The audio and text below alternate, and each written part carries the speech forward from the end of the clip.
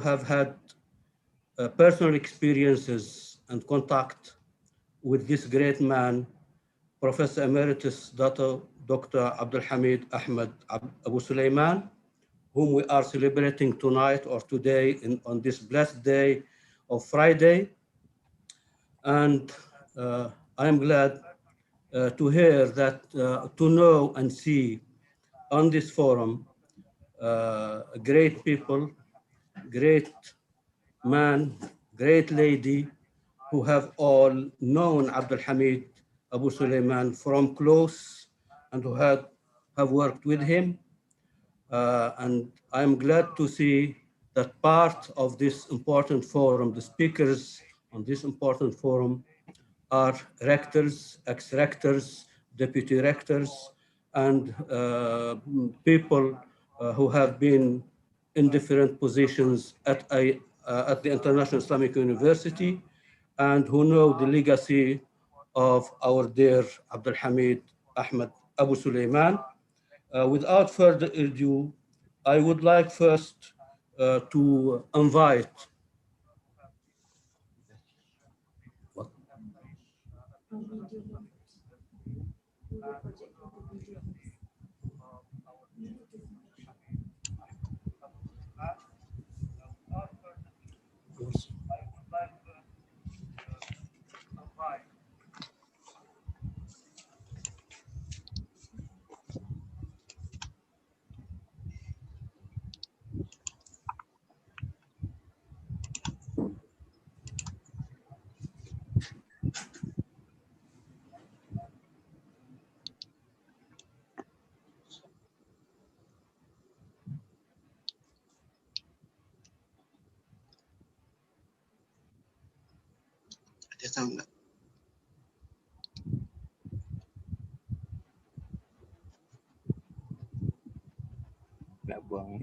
The sound is missing.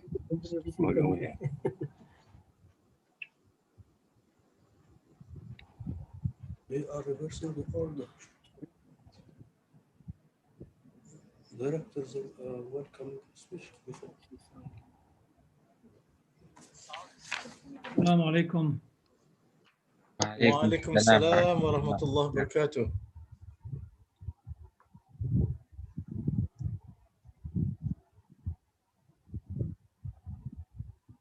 Yeah, it's a silent. There's no sound.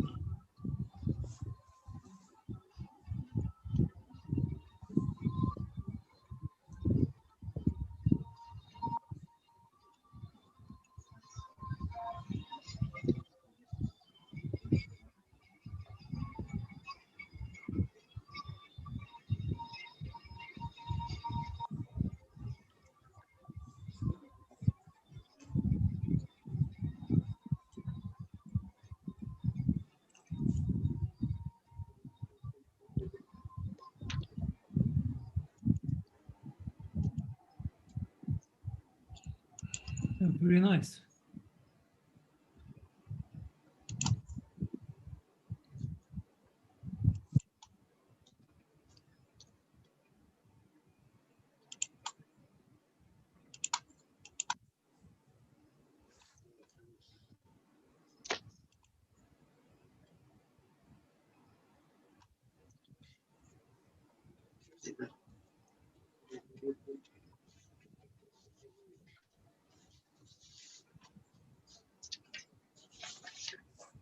Once again, welcome back to the forum after this short video about the career of our dear Abdul Hamid AbuSulayman. I'm pleased to invite our Honorable Rector, Professor Emeritus Al-Kifli Abdul Razzaq, to give a welcome note. فليتفضل مشكور. Once again, welcome back to the forum after this short video about the career of our dear Abdul Hamid AbuSulayman. I'm pleased to invite our Honorable Rector, Professor Emeritus Dato to give. Bismillahirrahmanirrahim. Assalamualaikum warahmatullahi ta'ala wabarakatuh. Professor Walid, former rectors, former deputy rectors, former dean, former lecturers, colleagues, brothers and sisters. Alhamdulillah Rabbil Alameen, wassalatu wassalamu ashrafil anbiya mursalin wa ala alihi wa sahbihi ajma'in. I hope you can hear me well and clear without any echoes. Yeah? Let me first of all thank Allah subhanahu wa ta'ala for giving me this opportunity to give you a few words on this very timely and very imaginative meeting of the minds to talk about the former rector who have been instrumental in building up the university. I would like to state at the offset that I'm here actually to learn about the university, to learn about what has been done by the former rectors, and every morning as I walk into my office, I'm greeted by all the former rectors. There are pictures on the wall that I am reminded that I'm the 6th rector, and I have to carry on the difficult legacy of moving the university forward, given the many things that have been done making the university what it is. So I humbly submit that I'm here to learn, and particularly so when I do not have what Professor Walid said, the personal context with Professor Emeritus Dato Dr. Abdul Hamid AbuSulayman. I have the very unfortunate circumstances not meeting him in person, but then I have read his books. I have talked to people about him, and I have heard the many things that he represented as far as the university is concerned. For sure, I think the professor is a visionary. He has instructed many things to make what the university as it is, and I'm told he's a very hands-on person who also work not only from his office, but also walk about the university to make sure that the university is what it is intended for. Yeah, he's a great scholar.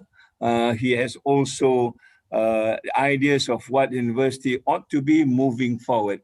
And these are the things that we are guided and inspired by. And I do hope the discussion will enlighten me a little bit more so that we can follow his footsteps and moving forward, right? I have the honor of taking this rectorship from the former rector. At a junction, I thought it is kind of critical when we talk about the pandemic. If there's any rector would have anything that would differentiate me from the previous rector is the pandemic. I have this privilege of handling this pandemic. Even in my long career in the university, this is a great challenge for us. And yet, I think the inspiration of handling this case comes from many of the works that have been done before. How do you get together? How do you move the university together? How do you represent the university as a university with a heart, as a university with a soul, as a university that actually cares for fellow human beings? And that was tested, I think, during the 2 years I'm here, and I'm indeed very happy that these values are still very much alive. But yet, when we talk about the post-pandemic, I think the challenge is bigger than that. What sort of future do we envisage? And what sort of curriculum, what sort of pedagogy, what sort of structure, what sort of attitude do we need to put in place, not forgetting what has been built, but what are the new demands ahead? And this is where I think this discussion today, to me, is something which is very important. And I, once again, would say that I am here to learn. And I really want to listen very closely to what you have said, so that many of the things that we have gathered tonight will perhaps be instrumental also in harnessing the plans that we have created for ourselves to move the university forward. Just to briefly mention, I think the university has decided on the future to move forward given some of the imperatives that we've got. And I think this is not the end of the story. The university will be discussing about this until the end of January before we decide what will be the shape of the university. And certainly your input tonight is something that we welcome, coming from your experience, coming from the kind of knowledge that they've got, and also the various situations you are in different countries will probably make a lot more difference from what we have gathered in the university for the last 2 years or so. So on that note, let me thank Professor Walid for having this vision and courage to talk about the past, given the contribution of the directors. And I certainly hope we will also revisit the first rector, and of course the third rector is with us all the time. Professor Kamal Hassan, we have been listening and getting advice from him, and then we have the fourth and the fifth rector. So this is a long journey, Prof. Walid, but certainly a significant one, and I hope we will do this in the best way we could. So on that note, let me wish you well, a very fruitful deliberation, and hopefully we will gather again at some point to talk about what's next as far as the university is concerned. So I thank all of you for your time, and I thank for you all the efforts that have been taken to still connect with the university. Certainly the university needs your support, needs your input, and of course need your advice as we go along. So on that note, wabillahi taufiq wa hidayah. Assalamualaikum warahmatullahi ta'ala wabarakatuh. And thank you very much. Thank you very much, Tansri, for these nice words and for this welcoming note on this important event. As I mentioned earlier in this forum, we are here to celebrate and honor and salute a great man who has given a lot of his life and experience and thought to this university and to the Ummah. And we have 7 respected speakers who will be talking to us about him tonight or today.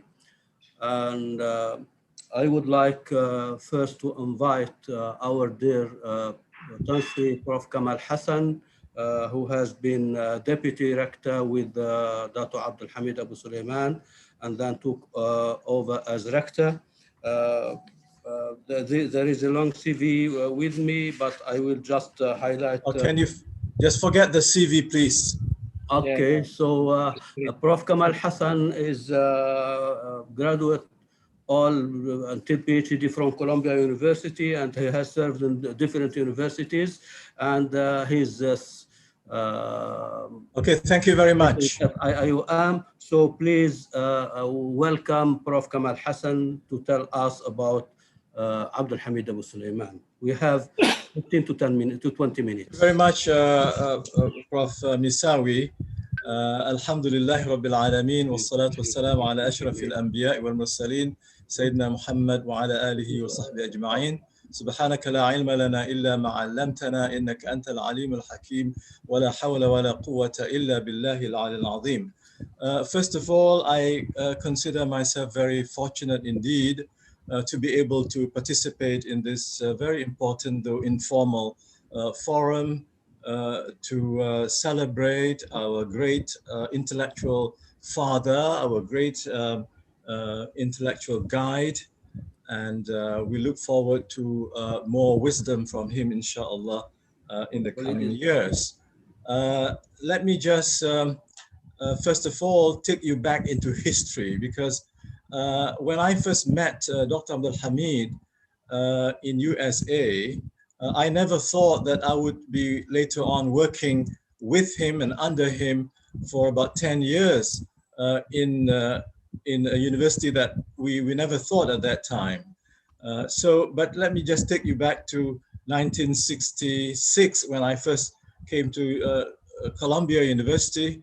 I was in MSA of Columbia, and I would attend the MSA convention every year. And the first person who introduced me to the MSA in USA was Dr. Ahmad Tatonji.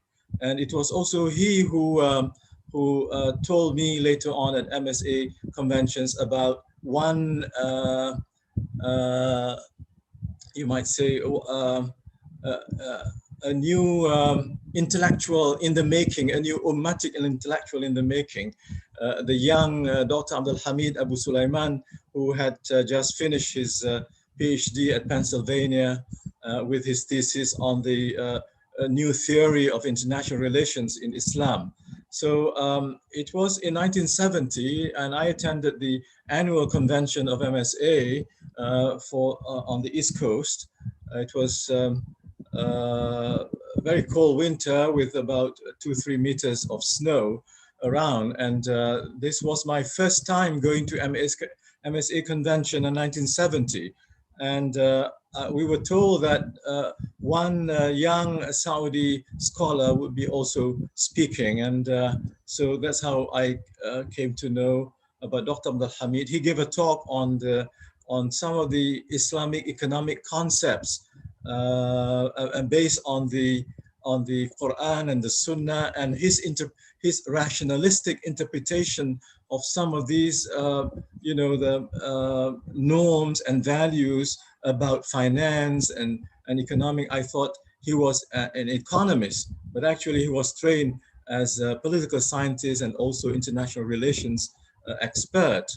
But it was very clear that here you have somebody that was in 1970 when he spoke at the convention, that he was critical of some of the traditional scholars' ways of analyzing social, economic, and political problems. And I think he came to the conclusion that a part of the problem was the methodology, the fiqhi methodology, which sort of would interpret social, economic, cultural things from a legalistic perspective, from a fiqhi perspective. And that was one of the main reasons which I think that led he and people like him later on to really work on the intellectual reform or intellectual transformation of the Ummah.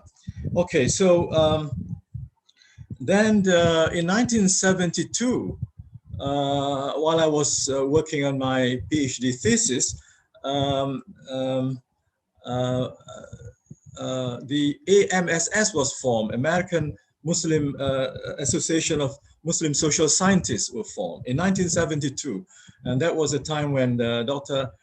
Ismail Al-Farouqi was the president, and he introduced the idea of the need for reform of education and also Islamization of the secularized Western social sciences and also humanities, and to a certain extent also the natural sciences, but they were focusing more on the social sciences. And I was very interested in the area of a critique of the Western social sciences actually being a continuation of the colonial project and also neo-colonialism.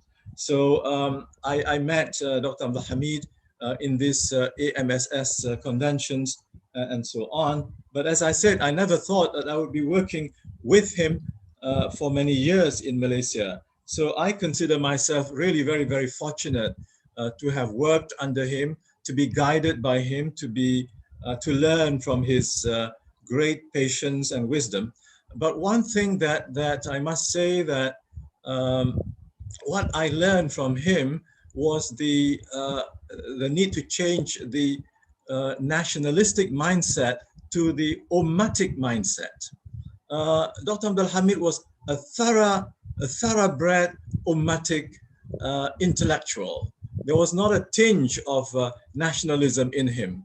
He never talked about, the pride of being a nationalist and so on. And I think that was very, very important for us in Malaysia, especially building the university, because this was the first international university, but built in Malaysia, owned by the Muslim Ummah and not by Malaysia. Malaysia is one of the owners of the university, but the aim was to revitalize, to reform, to transform the Ummah, because he and his group later on in Triple IT, led by Prof. Ismail Faruqi, saw one of the reasons for the malaise of the Ummah was the intellectual deficit and intellectual problems within the Ummah.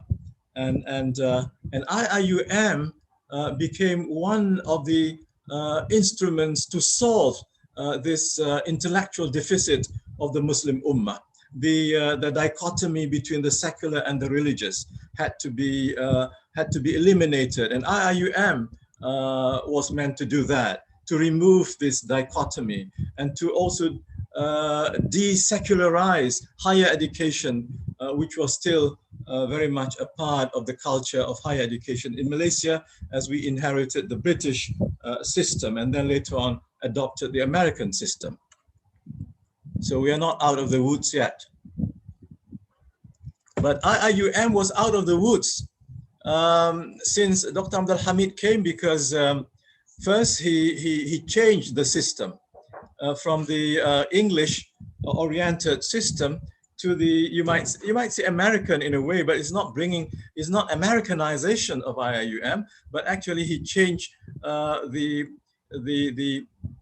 British term system into the American semester system with the full credit hour system, double major, major minor, and all that, which I thought was really transformative, and it has produced very good results in IIUM, and our alumni all over the world benefited from the educational transformations that Dr. Abdul Hamid brought. So Dr. Abdul Hamid, to my mind, was and is the real builder of the university. He was also the architect of the university. And here I'm using the word architect literally and also metaphorically. Literally because when the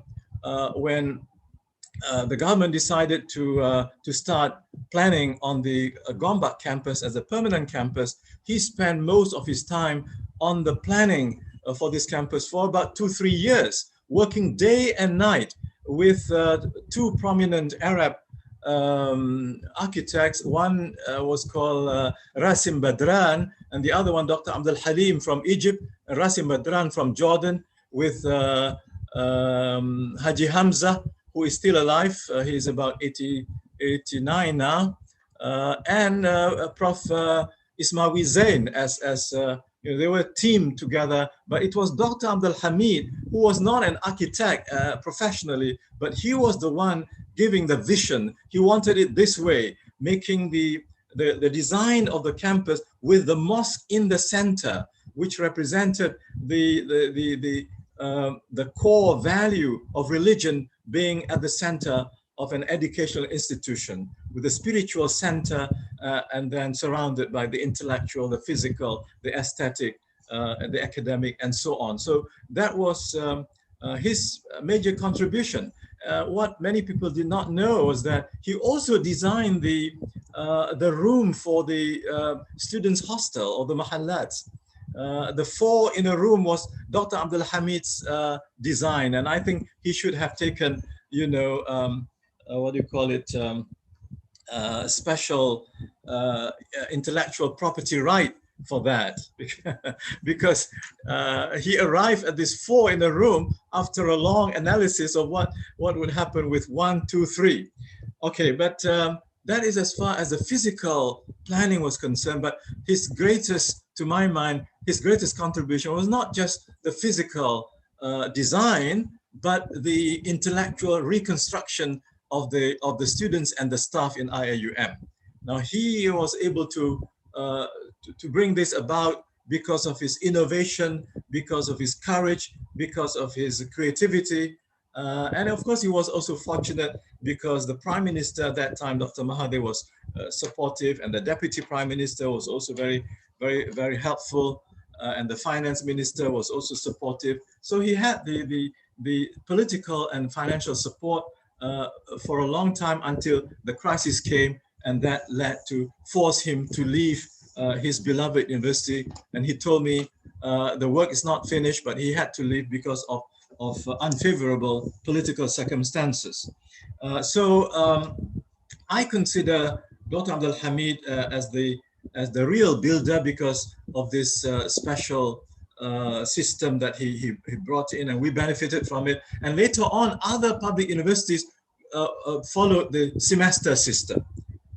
He started the 4-year system. In Malaysia, it was 3 years, and now Malaysia going 4 and then coming back to 3, you know, and so on. But we are still maintaining that because we have the evidences to show that the Abdul Hamid system produced very good results, intellectually, physically, and so on. Another thing that many of you don't know, that he was very concerned with the Malay culture, not the negative part of it, but the being shy, especially the girls don't want to speak in public,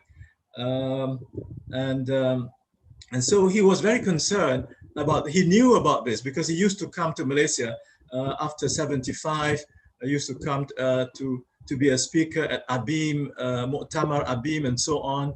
And he would see the girls would be at the back and they don't speak, although they knew English. They wouldn't speak. They would just send love letters. You know, they would write the questions and then they would pass it on. And so Dr. Abdul Hamid wanted to put an end to this, this misplaced modesty of the Malays, or of the Malay girls in particular. And I think that was one of the reasons why he managed to also bring Amina Wadud to the university, because he thought that Amina, with her openness, frankness, willingness to speak, and so on, would help to ignite the latent,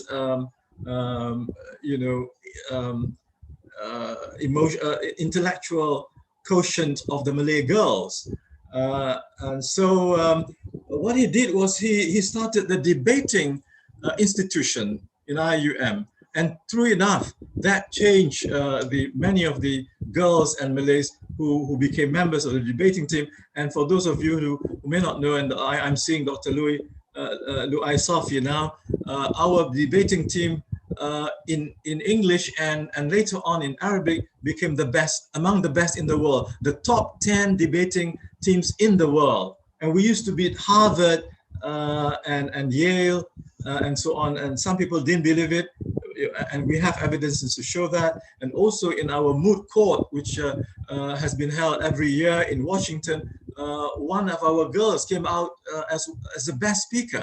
And we were number 5 in the ranking. So the debating institution changed the shyness, the reservedness of Malay girls not to speak in public. And now our girls are among the most outspoken, and they're doing very well in the professions. And we had also a woman rector for the first time in the Muslim history, I guess, a woman rector, and she was, again, also sent by Dr. Abdul Hamid to go to England. He told Prof. Zaliha, you have to go to England to do your PhD. And she came back and later on became the rector, alhamdulillah. So there are so many transformations that he brought about, but in this short period, I will not be able to address it. I hope I will be able to write it later on for the Fashrif, inshallah.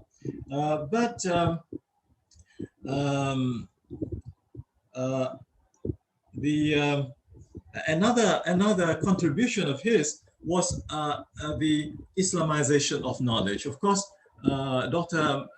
Ismail Al-Faruqi was the one who started it, but they in IIIT saw that Islamization of human knowledge, especially in the social sciences and humanities, were a necessity to de-Westernize, de-secularize, and also decolonize, de-imperialize the social sciences and the humanities. And IIUM became the intellectual instrument to bring this about. And that's why Islamization has become part of our mission of the university.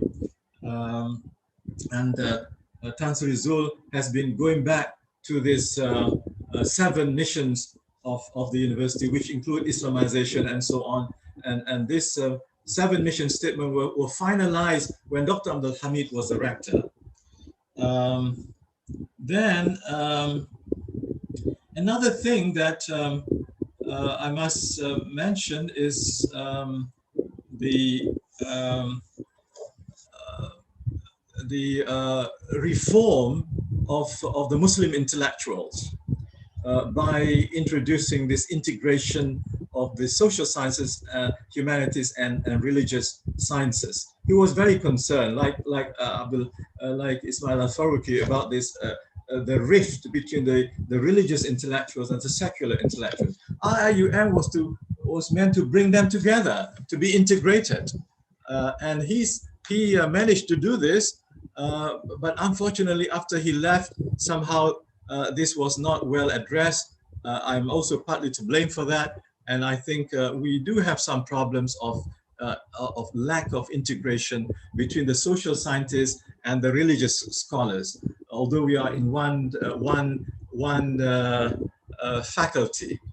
So again, Prof. Zul, the Kuliah of Islamic Revealed Knowledge and Human Sciences was his brainchild, was Dr. Abdul Hamid. He wanted to bring the religious scholars and the secular social scientists and humanities together to work together under one roof. And then he introduced the idea of double major. For any student who is majoring in the social sciences, he or she must minor, or they can also must minor in revealed knowledge. And those students of revealed knowledge must minor in a social science discipline. So our students emerge as really integrated. And we have now many examples of students coming from the Arabic schools, but studied majoring in psychology and emerged as an expert in psychology with a religious madrasa background. We have several now in the university. And also some of the religious students became social scientists, became political scientists. So we have produced that, but somehow rather, because the father is not around, I think children tend to forget the mission of the father and started going different ways. But also after him, there were a lot of pressures from the ministry, partly because of the political crisis, partly because I cannot go into depth, on this now, but because of the political crisis, the ministry began to impose its directives and policies upon us. 3 or 4 years must be cut into 3. We used to have 150 credit hours. No, you have to have only 120 and all that. And Dr. Abdul Hamid was no longer around to fight. So I surrendered from the very beginning to the ministry, and we had to just follow. But Alhamdulillah, Kansri Zul, he's a fighter. So he always puts up a good stand, and Alhamdulillah, I think people in the ministry are beginning to see that we need not be following everything coming out from the west or from the east. We should have our own way. The other thing is that Dr. Abdul Hamid was also a murabbi and a murshid. Yes, he was known to be an intellectual leader par excellence, but I think like his guru, Ismail al-Faruqi, or his friend, Ismail al-Faruqi, was very close to students. Faruqi was, I think he is the intellectual par excellence, without any peer in his time, until I think Abu Wahab al-Masiri came and left. But Ismail al-Faruqi was not an armchair scholar like me. He was very close to the students. He would look into the students' welfare, and Abdul Hamid is even much more. Abdul Hamid would even give his own money. If he found any students hungry, not eating, then he will look into his own pocket and give the money. And he did not take any allowances while he was working for 10 years in the university. So what the university did, what Dato Zailan did, okay, since you do not want to take the traveling allowances or whatever allowances due to you, then we will collect this and put it under Abdul Hamid Abdul Hamid AbuSulayman Students Fund, which is still alive today, alhamdulillah. All right, I guess that's about it I want to say.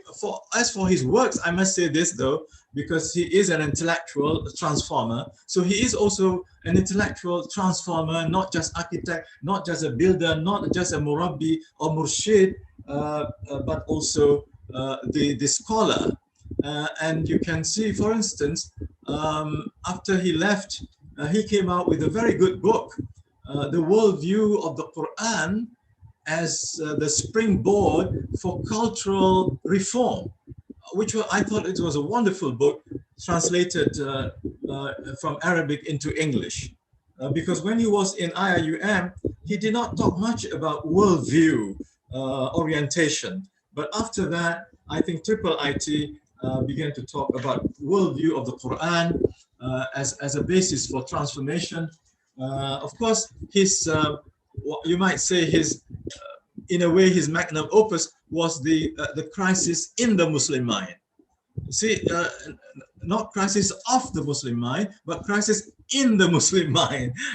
and all the scholars in IIIT were actually blaming the Muslim intellectuals. They were not blaming the West principally. They were concerned about the secularization of the West. But there are many things that we could learn from the West. But they were mainly blaming the Muslim scholarship and Muslim scholars with their faulty or methodologies. 1 minute left, please. Okay, thank you. I'm coming to the end now. So I just want to mention that we need to examine his scholarly thoughts in his books and writings, which I'm not addressing now. That will be a separate topic altogether. That will take me away from this, because I just want to show how much I benefited from working under him and how much the university benefited, how much the Malaysia owed to the transformation ideas of Dr. Abdul Hamid AbuSulayman and also IIUM. One last thing I wanted to tell everybody here is he was a workaholic. He worked like his teacher from after Salatul Fajr until late at night after Isha. And he used to work with us at the university, having meetings late into the night.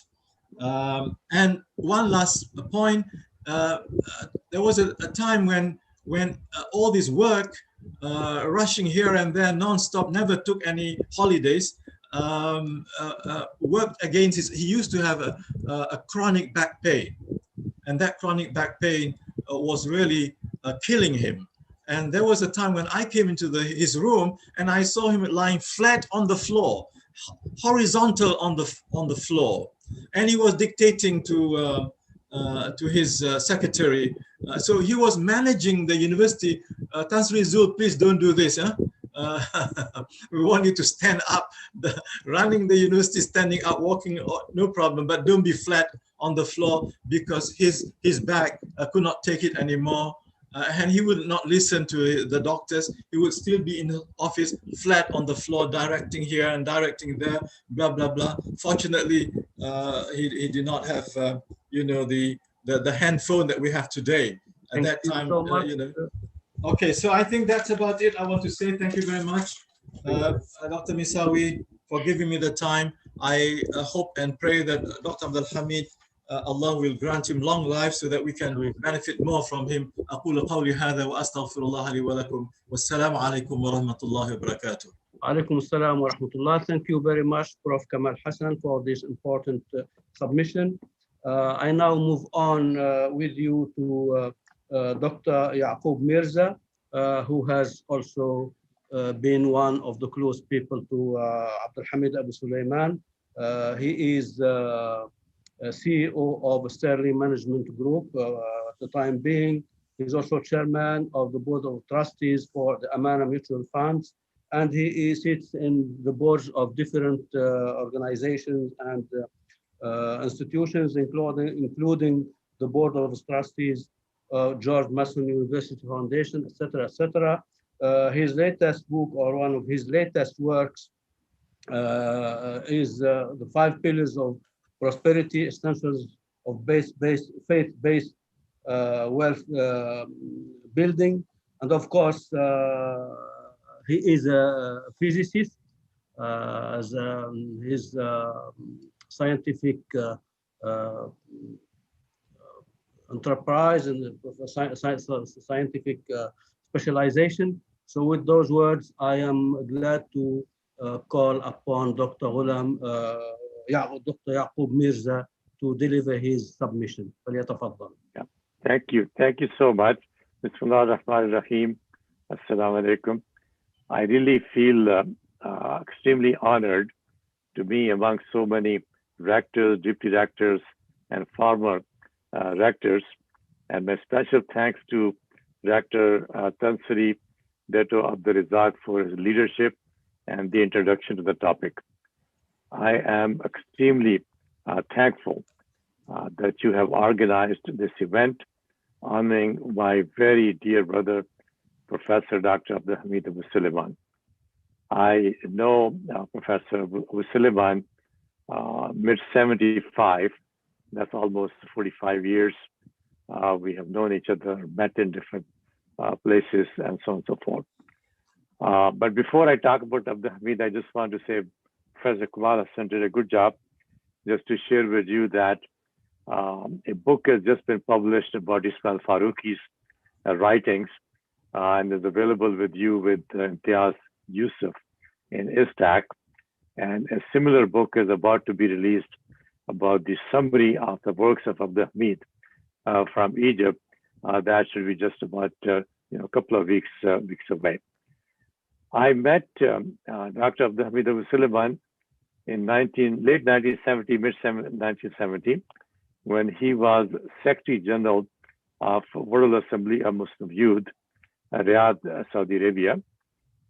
He gave me a copy of his unique work, his dissertation, The Islamic Theory of International Relations, Its Relevance Past and Present, which he finished in 1973. Since that time, I developed a great appreciation for him and his scholarship. I personally feel that we have intellectual deficit, as was mentioned by Brother Kamal Hassan.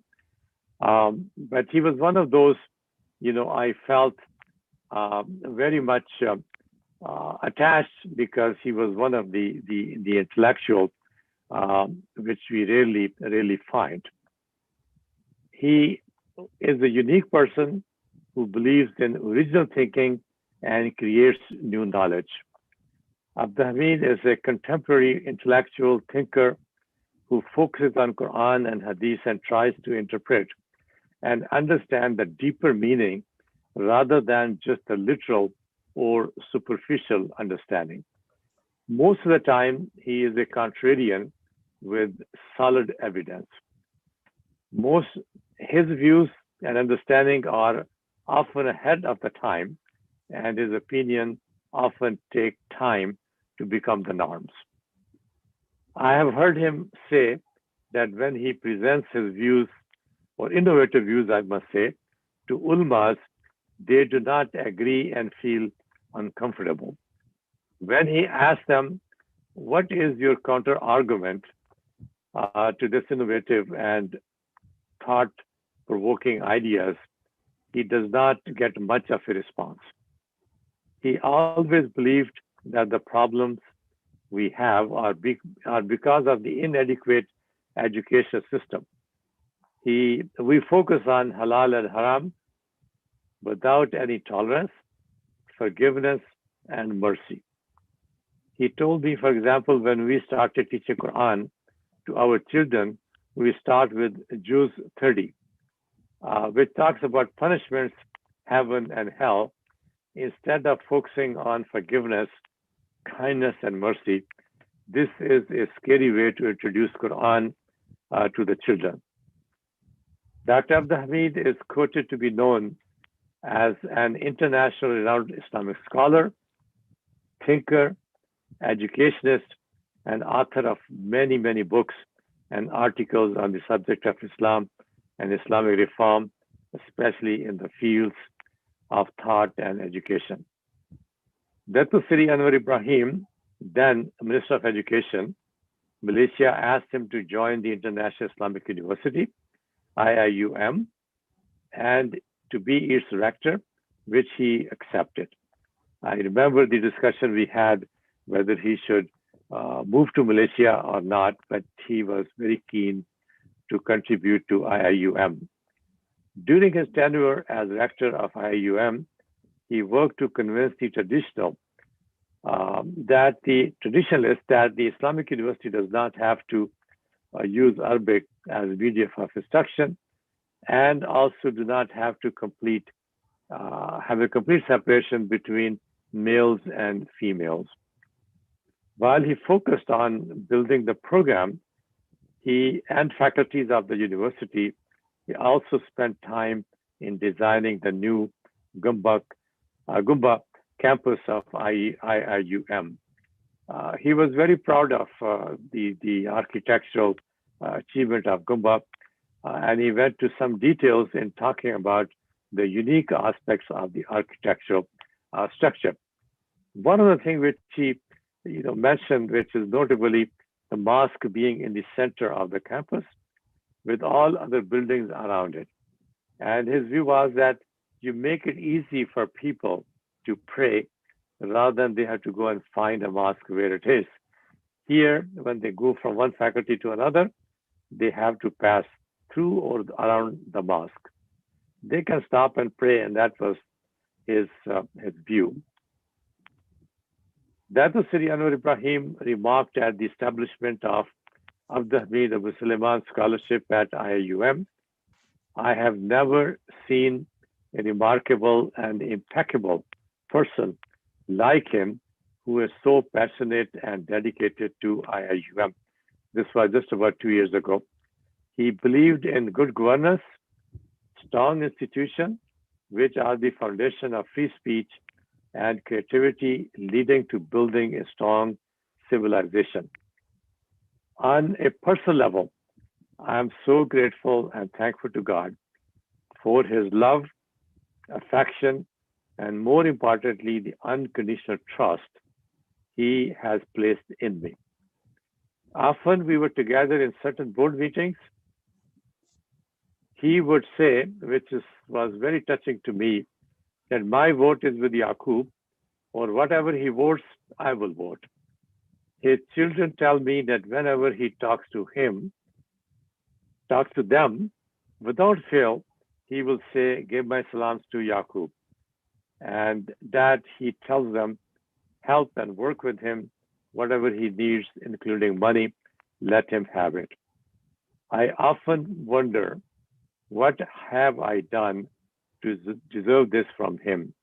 It is very humbling indeed.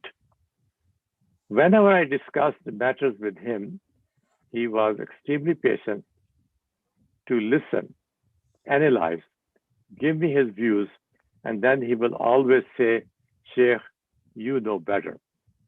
A great sign of humbleness, which I always cherished and honored. Another great quality, unlike many, was with his no desire for money or more money. He never asked me how much he has. He was happy to be a volunteer to serve. As Professor Kamal Hassan mentioned, that the salary he received as the rector of IIUM, he donated to the university to offer scholarship to foreign students. And he and his family is continuing to add on to this scholarship. And 2 years ago, Dato Sri Anwar Ibrahim presented a check for $250,000 from their personal money to endow a fund for this purpose. And following his instructions, he has asked us to contribute another $150,000 each year, which we did last year, and we hope to do that this year as well. And thereafter, his instruction is that whenever possible, we should help this fund. And he really loves the foreign students to be able to get education and have the means to be able to attend a university and get quality education. He is one of the rare persons I know who devoted his life for the Ummah selflessly, and he did not aspire for position or monetary gain. I remain committed to his ideals and the lessons I learned through my association with him. And I pray that he is in good health, and may Allah subhanahu wa ta'ala give him long life. Thank you so very much. Ameen.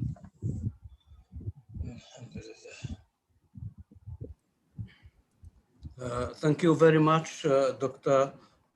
Yaqub, for this important notes and information coming from the bottom of your heart, from personal experience and touch with such a great man, Dr. Abdul Hamid AbuSulayman.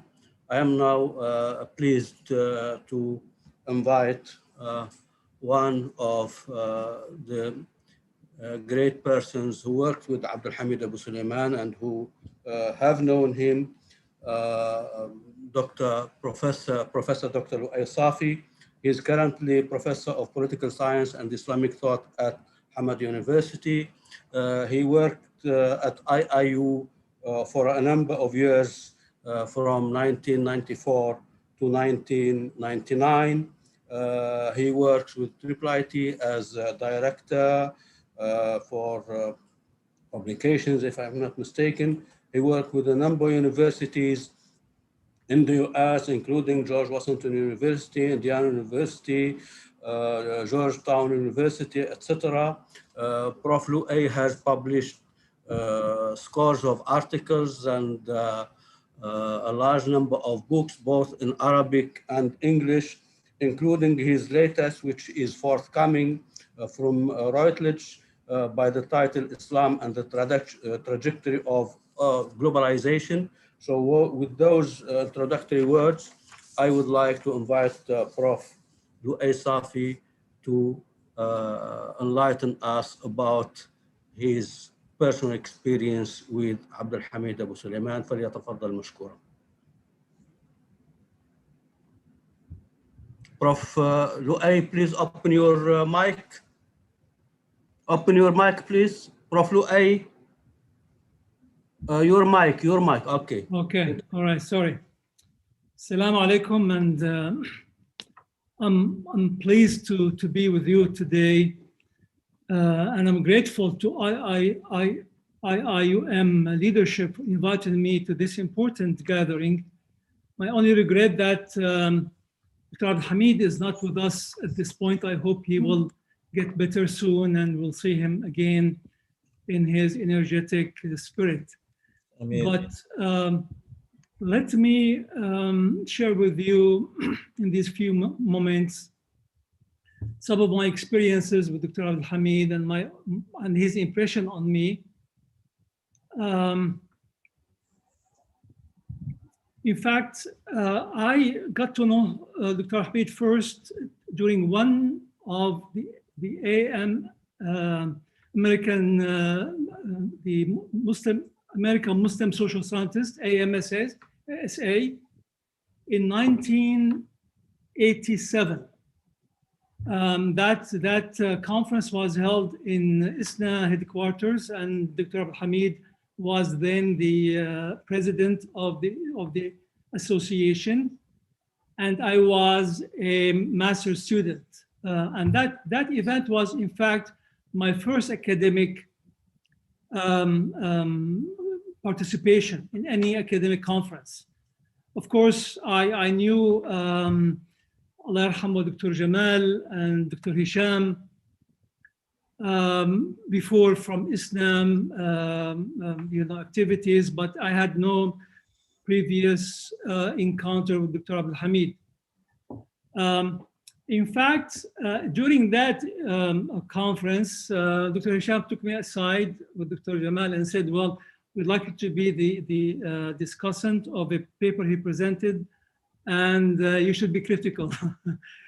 And this really says a lot about the commanding presence of Dr. Abdul Hamid. The first thing when you meet with him, he has a commanding presence. You feel that his assertiveness, his confidence, and his clarity of views and visions immediately jump out to anyone who meet with him, particularly the first time, but I think that continues with many people around him.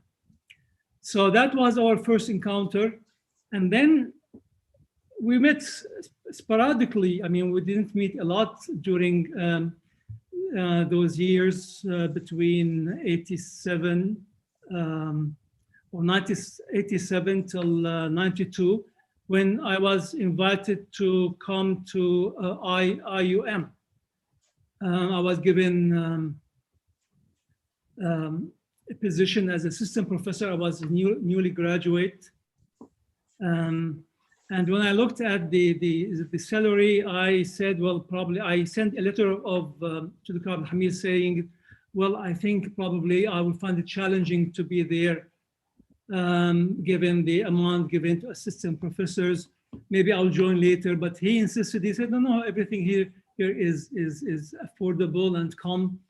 And indeed, I came. I never regretted it. It was, you know, one of the formative times of my life where I learned a lot, being with a number of many, in fact, many faculties who were committed to making something about enhancing the ability of Muslims to produce their own knowledge and not be dependent on imported knowledge from the West.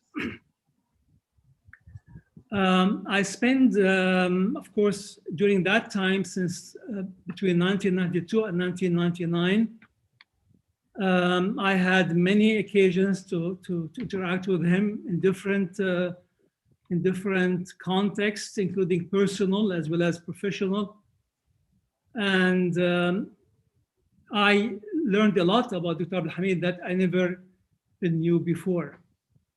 Now, if you ask me to describe Dr. Abdul Hamid in one sentence, I would say he is a man who fell in love with the Ummah early in his life, and he never repented.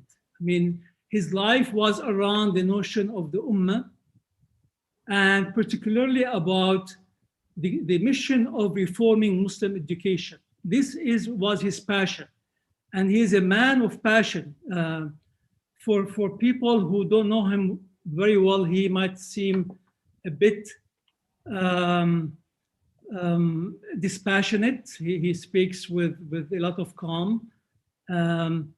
But really, he has a deep passion for what he does. And I guess that's what Dr. Kamal referred to.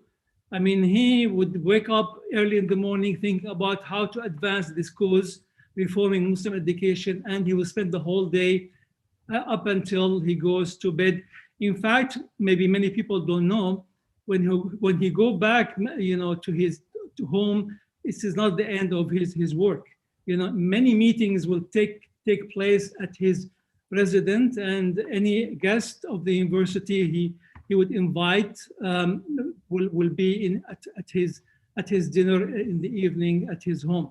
So all his life really evolved around that passion. Now, how that passion emerged, probably it's difficult for me to tell. But what I can tell you is that Dr. Abdul Hamid graduated from the University of Pennsylvania in 1973. And in Pennsylvania, where he got to know Dr. Ismail Farouqi, and then got to know also many members of the Islamization of knowledge family, if I could put it this way. He got to know them there, and together they developed this project that we called for a long time and probably still used today in IIUM, Islamization of knowledge project. And the paper that was written by Dr. Ismail Farouqi many people, I was one of those who thought that this was Ismail Farouqi ideas. I came to know that a lot of those ideas were Dr. Abdul Hamid's ideas as well. And he once, made a remark when I referred to that pamphlet as pamphlet by Dr. Ismail. He said, "Well, I participated in that preparation of that document." And well, I was initially, I'm not sure, but really I came to know that really these are his ideas. Islamization of knowledge is his project, and probably the name itself might have contributed a lot to that name. So maybe what I should do now is to say a few things about his personality. I would like to highlight 3 qualities that Dr. Abdul Hamid has that are really very central to his influence and his contribution. He is insightful. I think Dr. Yaqub referred to that. He has a deep insight. He a good observant, he good listener, and he has a clarity of vision. His vision about what is needed and what has to be done is very clear, and it is really based on a very pure intuition. I mean, he is not bothered by all this complexity of thoughts that he would feel will dilute the importance of the issue, but to try to present his ideas in the most simple way that go directly to the mind and to the heart. This is his gift, very insightful. I remember one time he was mentioning to me something about his father, that his father was, and of course, this told me about a lot about his ability to reflect on event and issues. He said his father used to smoke, but every time he would smoke this argila, this shisha, he would tell the children that, well, this is very bad to him because he has a cough and it's not good for the health.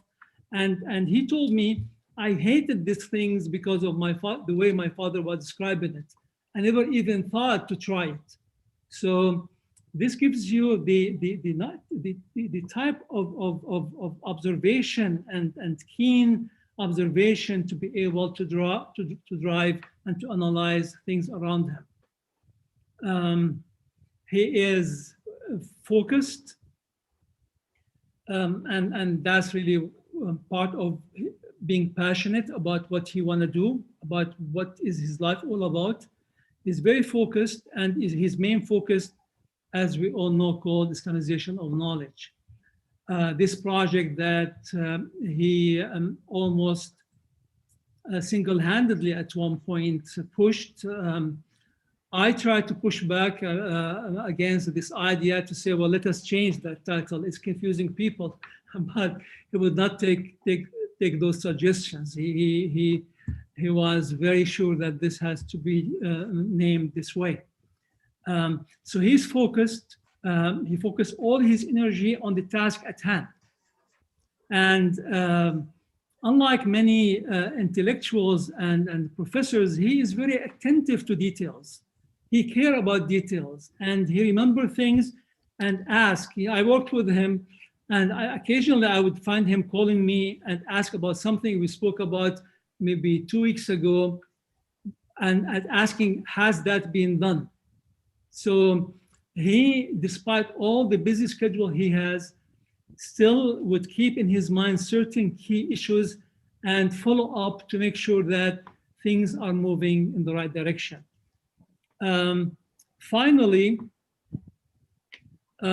he is an assertive person. I mean, he really, as I said, he has a commanding presence, and while he is patient, while he listens, but he always put his ideas forcefully and defend them to the end.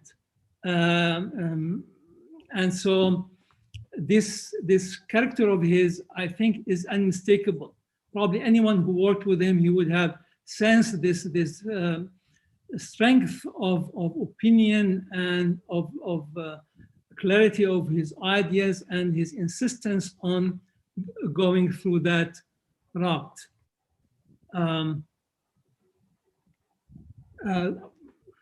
Of course, I mean, in terms of his attentiveness, I think Dr.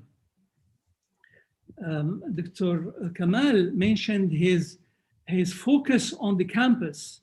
I would say that he was really partner with the designer in putting together this design of the campus. He was discussing with all the architects details. He has a particular view about how the students should live together, how to be together, but there is privacy and separateness at the same time. He would repeat this story many times to his visitors because it was really his idea. The whole outlook of the campus was also his idea. He not only followed the design, but the implementation. So that kind of person that Dr. Hamid is. So his assertiveness, let me say something about his assertiveness. So he has a strong point. He presented with full force, but he is fair and engaged. So he does not dismiss, you can push back against him, and he would not really try to cut off the discussion. He would listen back and come back at you. So he's engaging, he's fair in his dealing, and he's patient. I mean, he can take even criticism. Not many people in our part of the world, particularly in position of authority, can take criticism, but he does. And I have a lot of episodes with him on that front, and he was always open. He never tried to sort of retaliate against criticism. He would welcome it as long as it is with good spirit and with goodwill. And he has this intuition to be able to sense things even from the first look. He is a very intuitive person. I guess this is basically what I wanted to share with you. I haven't met Dr. Abdul Hamid for the last probably 20 years, ever since he left the United States after 2001, after 9/11. I never had the opportunity to meet with him. I have all the respect for him. And I wish him the best. I wish him good health. And we wish his family also good time with him. And I really hope that I will have the chance to see him one more time, because my stay in IUM was a very special period of my life. And without his insistence and assertiveness, probably I would have said no. But he continued to try to persuade me. And as I said, I had no regrets, despite any difficulties I encountered there. But it was a very rewarding experience. And of course, part of that reward, the fact that I always felt at home when I was in Malaysia. I never felt to be a foreigner. I always felt part of the country. This is my home. This is my country. These are my people who I'm working with. And I conclude with again thanking the university, Dr. Razak, also the current rector, for blessing this gathering. And I hope we will see another one maybe in person after you deal with this pandemic period of challenges. Hopefully maybe next year we could have an occasion, and let us pray that Allah give Dr. Hamid the health so we can see him again back at IUM. Thank you. Ameen, ameen, alhamdulillah.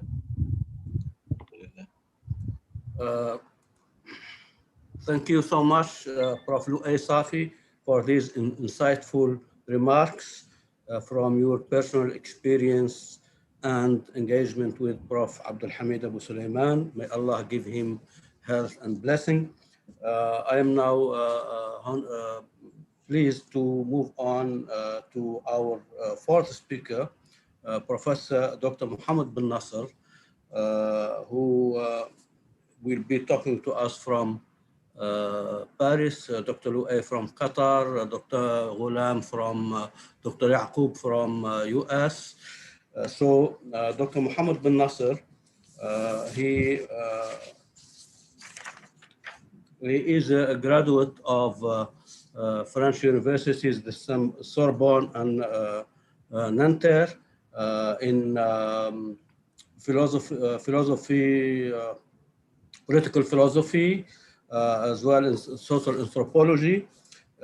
He worked with IUM from 1996 to 2004, and he was the first editor, managing editor of the first academic journal in Southeast Asia and Malaysia, At-Tajdid, which is surviving until now, alhamdulillah, continuing. Prof. bin Nasser is from Tunisia, and he is currently Director of Postgraduate Studies at the European Institute for Human Sciences. He will be talking to us in Arabic, and if need be, I will give a brief summary of what he will be telling us. فليتفضل مشكورا. So please, Prof. bin Nasser, show up. We need to see you. بسم الله والحمد لله والصلاة والسلام على رسول الله.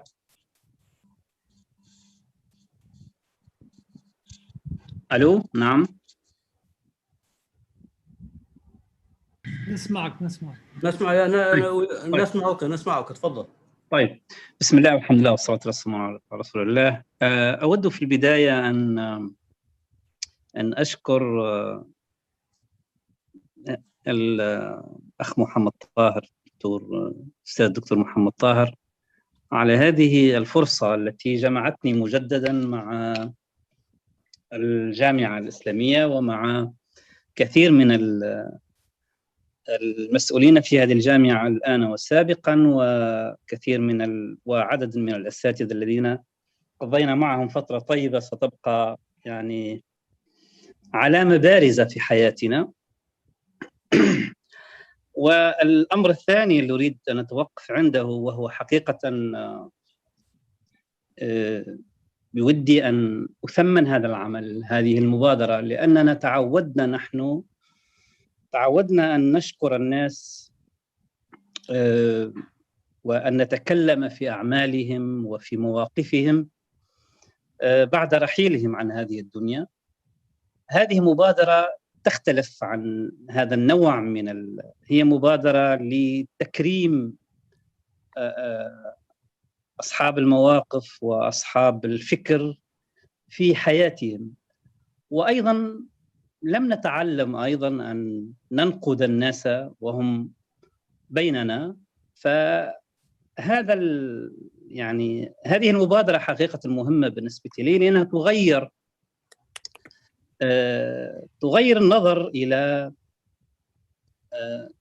تثمين أعمال كثير من المفكرين وكثير من الذين يستحقون حقيقة التكريم، ويستحقون أيضا، ولهذا التكريم لا أقصد به أيضا الإطراء غير المتوازن، ويعني التكريم يكون بالإطراء ويكون بالنقد أيضا، ولكن في حد ذاته هذا الأمر مهم جدا بالنسبة لي، تقدير وتثمين ما قدمه كثير من المفكرين. بهذه المناسبة أعتقد أنه الدكتور عبد الحميد أبوسليمان يستحق أن نقف عند فكره، أن نقف عند شخصيته، أن نقف عند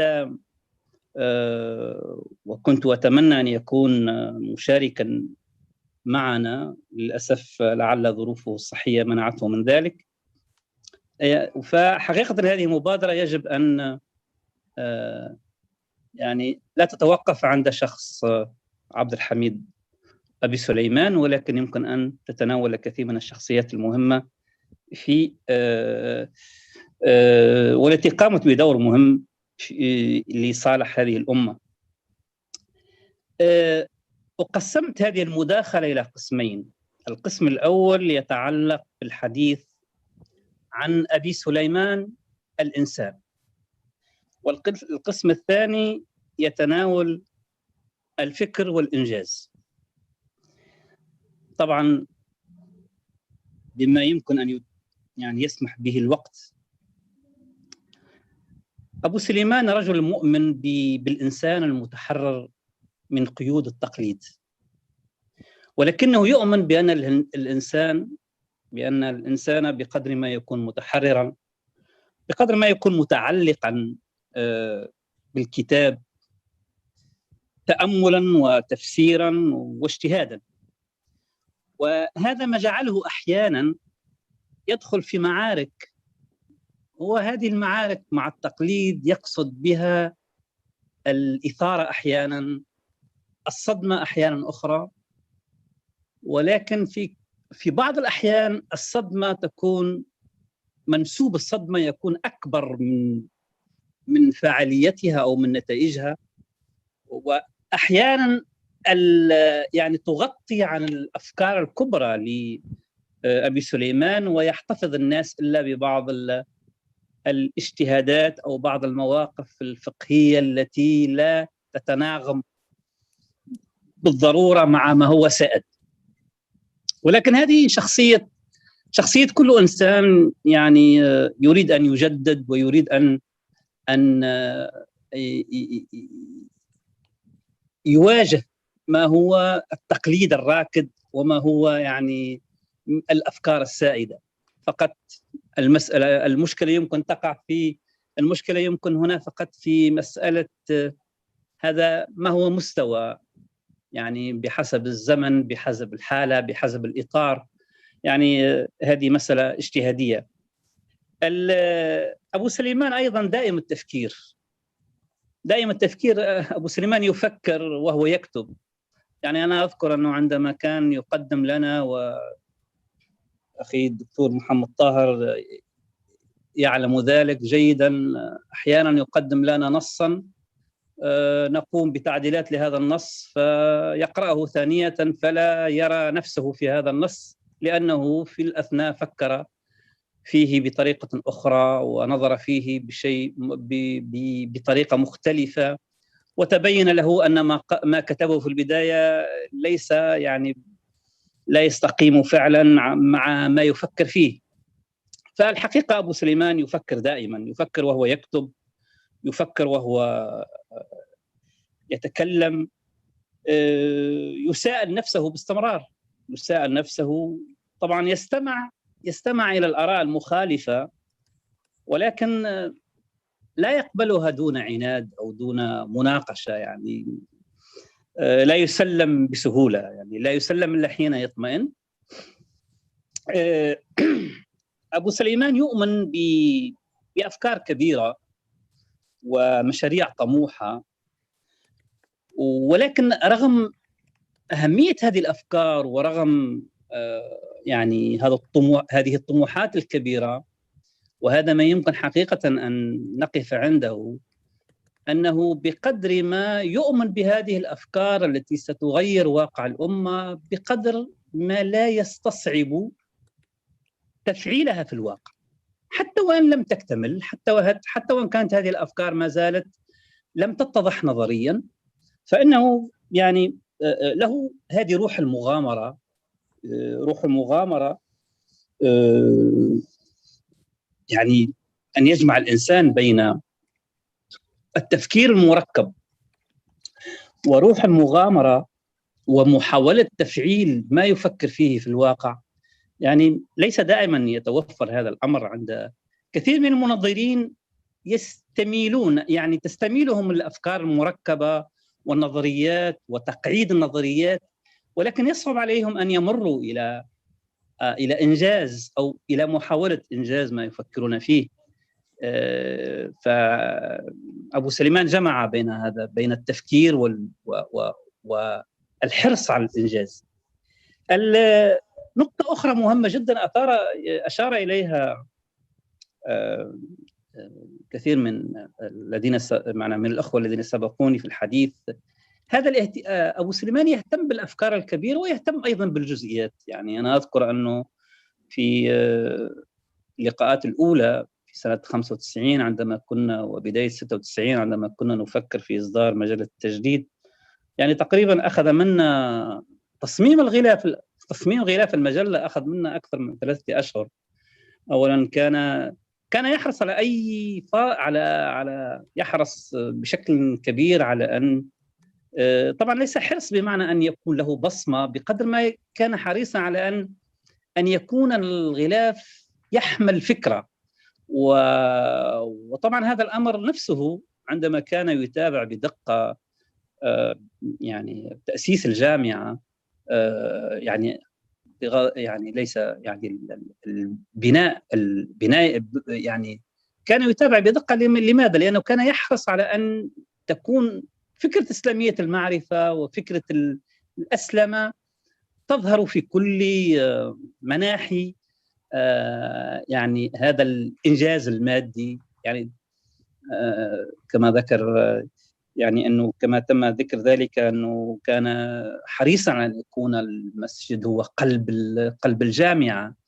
فيعني هذه شخصية، يعني هذه مميزات شخصية أبي سليمان، مميزات يعني تحتاج أنه نعود إليها، لأن حقيقة نحن مشكلتنا الآن أنه كثير من الناس ينظرون ولا يعملون، وكثير الناس يعملون بدون تنظير وبدون فكر. فهذا الجمع بين التنظير والفكر قد يعني والعمل والإنجاز يعني ليس دائما، لا نجده يعني ولا نجد كثير من الشخصيات في هذا المستوى. قد يقول البعض أنه حتى في مستوى التنظير، في مستوى أن يعني لم يكن عبد الحميد لم يكن دقيقا في مصطلحاته. في الحقيقة هو لم يكن دقيقا ولا يدعي ذلك، لأنه يؤمن بأن النظرية عنده هي فكرة فعالة تتطور بالتجربة وتسقل بالممارسة. وبالتالي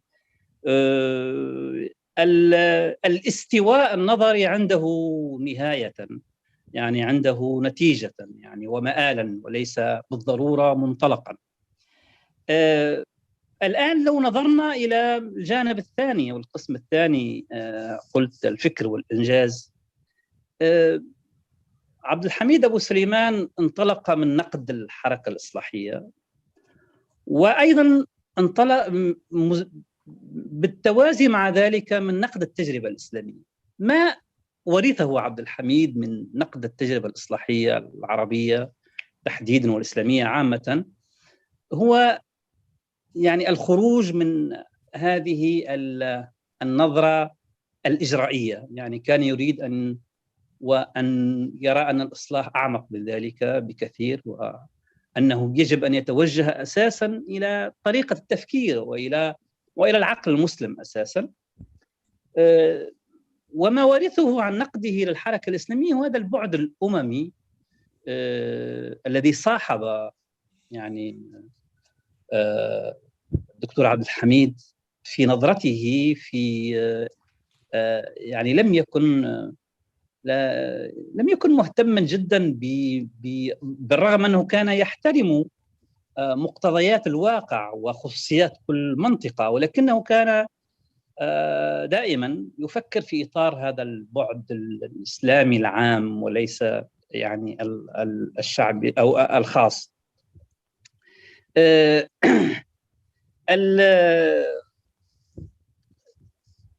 يمكن أن نعتبر أزمة العقل المسلم الذي كتبه في 84 ولكن لم يظهر، يعني حقيقة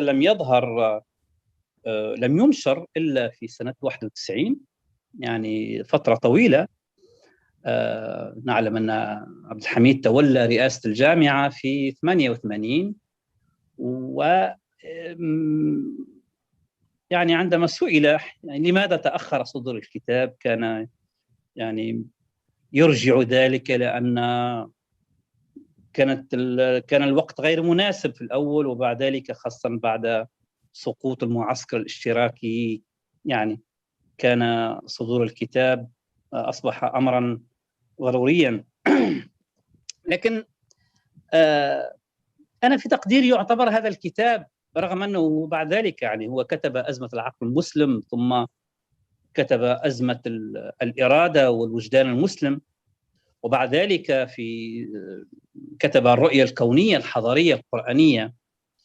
في كل هذه الكتب سنجد منطلقات ثلاث عند الحميد أبي سليمان. المنطلق الأول هو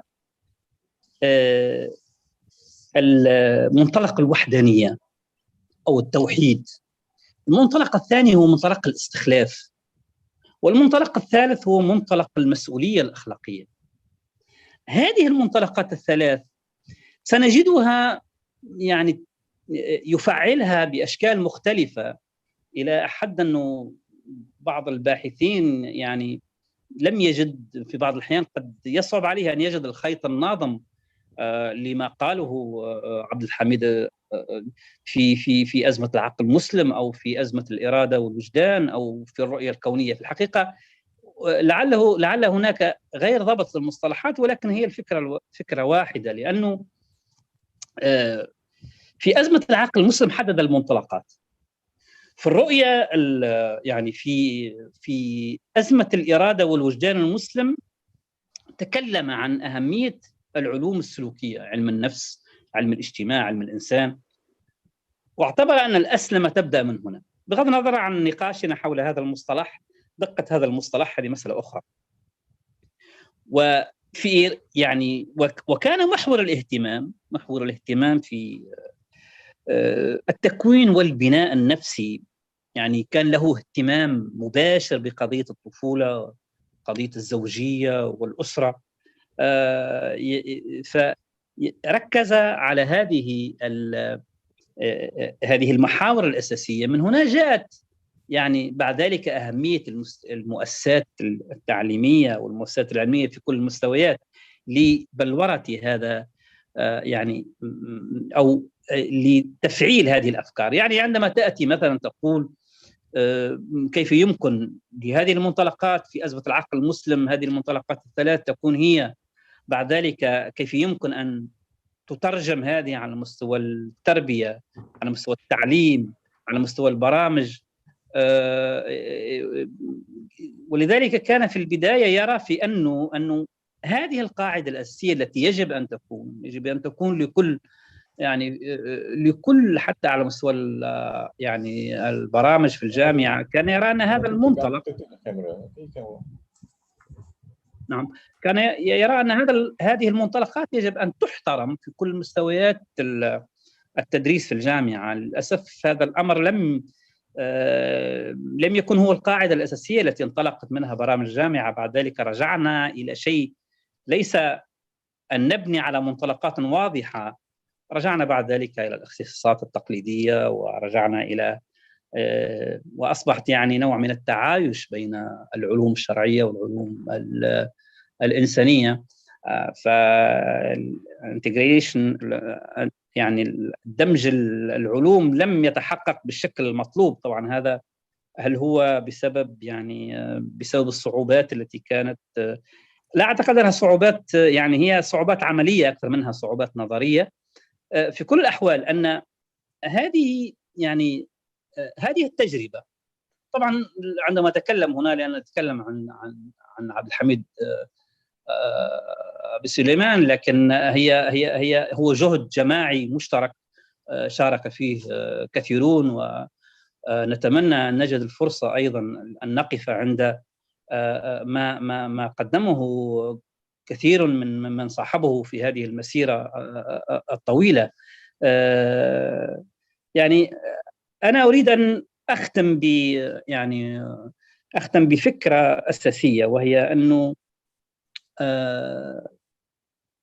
في النهاية يعني الفكرة، فاعلية الفكرة ليس في فاعلية الفكرة، يعني قوة الفكرة ليس في صحتها النظرية بالضرورة لكل الأفكار، يعني هي في قدرتها على أن تكون فعالة وأن تكون وأن تسهم بشكل ما في تغيير الواقع. لعل هذا يجعلنا أن يعني عندما قلت أنه عند عبد الحميد أبوسليمان كانت يتوفر هذا العقل الذي يركب والإنجاز الذي قد يكون بأدوات بسيطة، يعني وهذه روح يعني المفكر. طبعا عندما يقف فقط في الجانب التنظيري طبعا هذا أمر مريح إلى حد ما، لكن عندما يغامر ويحاول أن ينجز ما يراه صالحا أو ما يراه مفيدا، فهنا تبرز إشكاليات النظر وأيضا صعوبات الواقع، وهذا الأمر الذي يطور وهذا الذي يخلق التحدي في الحقيقة. لأنه نحن إلى حد الآن ننظر أو على الأقل أغلبنا تستميله النظريات، تستميله العمل الفكري، ولكن ويخشى من المغامرة بمحاولة تطبيق. طبعا يعني يجب أيضا أن نقول أنه توفرت ظروف معينة لم تتوفر لغيره، لولا الإرادة السياسية في ماليزيا حقيقة. يعني هذا ليس لإيجاد مثل مشروع الجامعة الإسلامية لم يكن هذا الأمر ممكن. فأنا دائما أقول أنه أي الفعل الحضاري يحتاج إلى هذا، يحتاج إلى عقل يفكر وعقل يعني يقرر وعقل أيضا يصرف له الأموال. فهذا الجمع بين النظري يعني بين الفكري والمالي والسياسي هو الذي يجعل المشاريع ممكنة، ممكن أن تتحقق في الواقع. وأعتقد هذه من هذه الزاوية تجربة عبد الحميد أبوسليمان تجربة ثرية جدا، ونحتاج إلى أن نعود إليها مرة أخرى. أعتقد أني تجاوزت الوقت. شكرا، بارك الله فيكم، والشكر موصول لكل المساهمين في هذه الفعالية، وأحيل الكلمة إلى الأخ محمد طاهر. شكرا جزيلا. Thank you so much, Prof. Ben Nasser. Of course, as I promised, I will have to just give a very brief summary of what he has been saying. And before that, a small note. Actually, Ben Nasser was hijacked by Prof. Abdul Hamid Abusulayman, because when I was taking care of the Islamic al-Ma'rifah journal published by IIIT, Ben Nasser was invited to come and take over from me so that I can go to the teaching chain and focus on my PhD. But when Abusulayman interviewed Muhammad bin Nasser, he said, no, this man, I want him for me. I have a project. This is a tajdeed. And then I was stuck. This is something personal. Ben Nasser was talking about two aspects of Abdul Hamid Abusulayman. Abdul Hamid as a person was humble, straightforward, and a thoughtful person. He was saying that whatever he is doing, he is thinking, and sometimes he gives you trouble by his ongoing process of thinking. And I personally, we both experienced this because we were hosted in the same building, under the same roof. He was in charge of Tajdeed, I was in charge of Islamic al-Ma'rifah. And sometimes Dr. Abdul Hamid will send us an article and he asks us to do the editing. So we do the editing, we return the piece to him back, and then we are surprised that actually he has rewritten it again. So it's something totally new. So is a process of reviewing himself and doing what he has been. So this is part of his character. So he's ongoing, never stopping thinking about things and matters. So this is part of what Ben Nasser experienced with AbuSulayman. I too also was part of that kind of experience. The other aspect, dimension with AbuSulayman about that he is a person of achievement. Yes, he has big ideas. He thinks of big projects, but also he has the spirit and the courage to venture and to go on in experience, not just dreaming of those good ideas, not very much concerned about refining theories and making systematic constructs, but he was most importantly trying to be clear about what he wants to do, what the projects, the overall picture of the projects, and then he will go on with much courage and much zeal and resolution in order to translate into action. So he into reality, will not just satisfied with having very nice ideas, very good theories, but most importantly, how to turn those ideas and theories into practice. And this manifested well during his experience at the International Islamic University as a rector of the long period of time. Then another important thing about is that whatever ideas he had, he wanted them to have their efficacy, fa'aliyah. This is actually a very important notion with the late Malik bin Nabi. So it's not because sometimes the importance, the worth of an idea is not only at its theoretical the truthfulness of the idea, but most importantly, how efficacious, how efficient the idea is in order to change reality and to bring transformation into that reality. So this is important aspects that Ben Nasser sees in the experience and life career of Abdul Hamid AbuSulayman. Of course, there are other details which he mentioned, but of course, all the speakers will be writing their submissions, and those details, inshallah, will be available to each and everyone in a booklet that will come out later, inshallah. With one small thing, Dr. Ben Nasser mentioned about the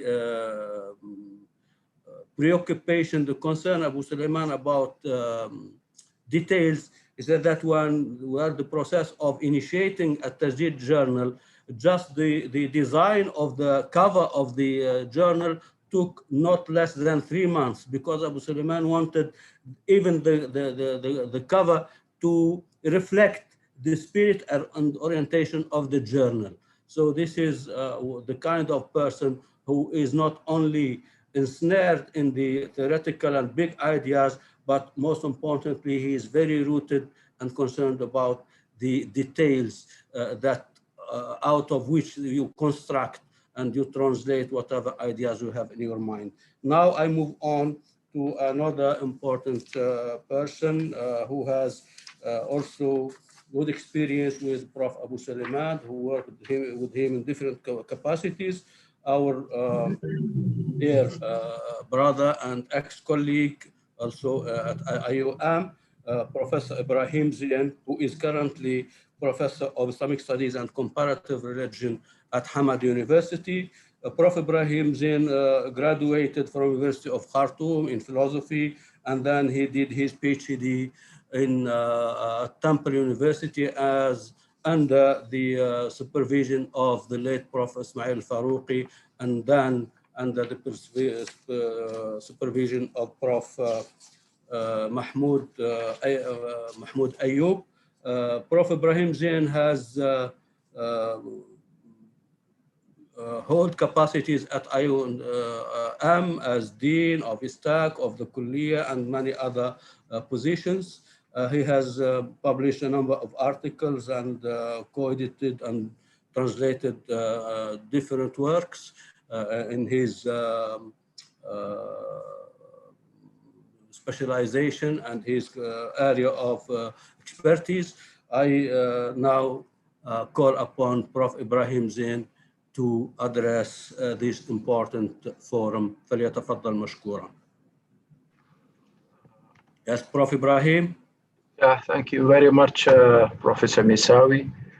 Alhamdulillah, wassalatu wassalamu ala Rasulillahi al-Kareem. Wa ba'd, assalamu alaikum wa rahmatullahi ta'ala wa barakatuhu. Tansri Zul, Director of IIUM, and my colleagues, I mean, at IIUM and elsewhere.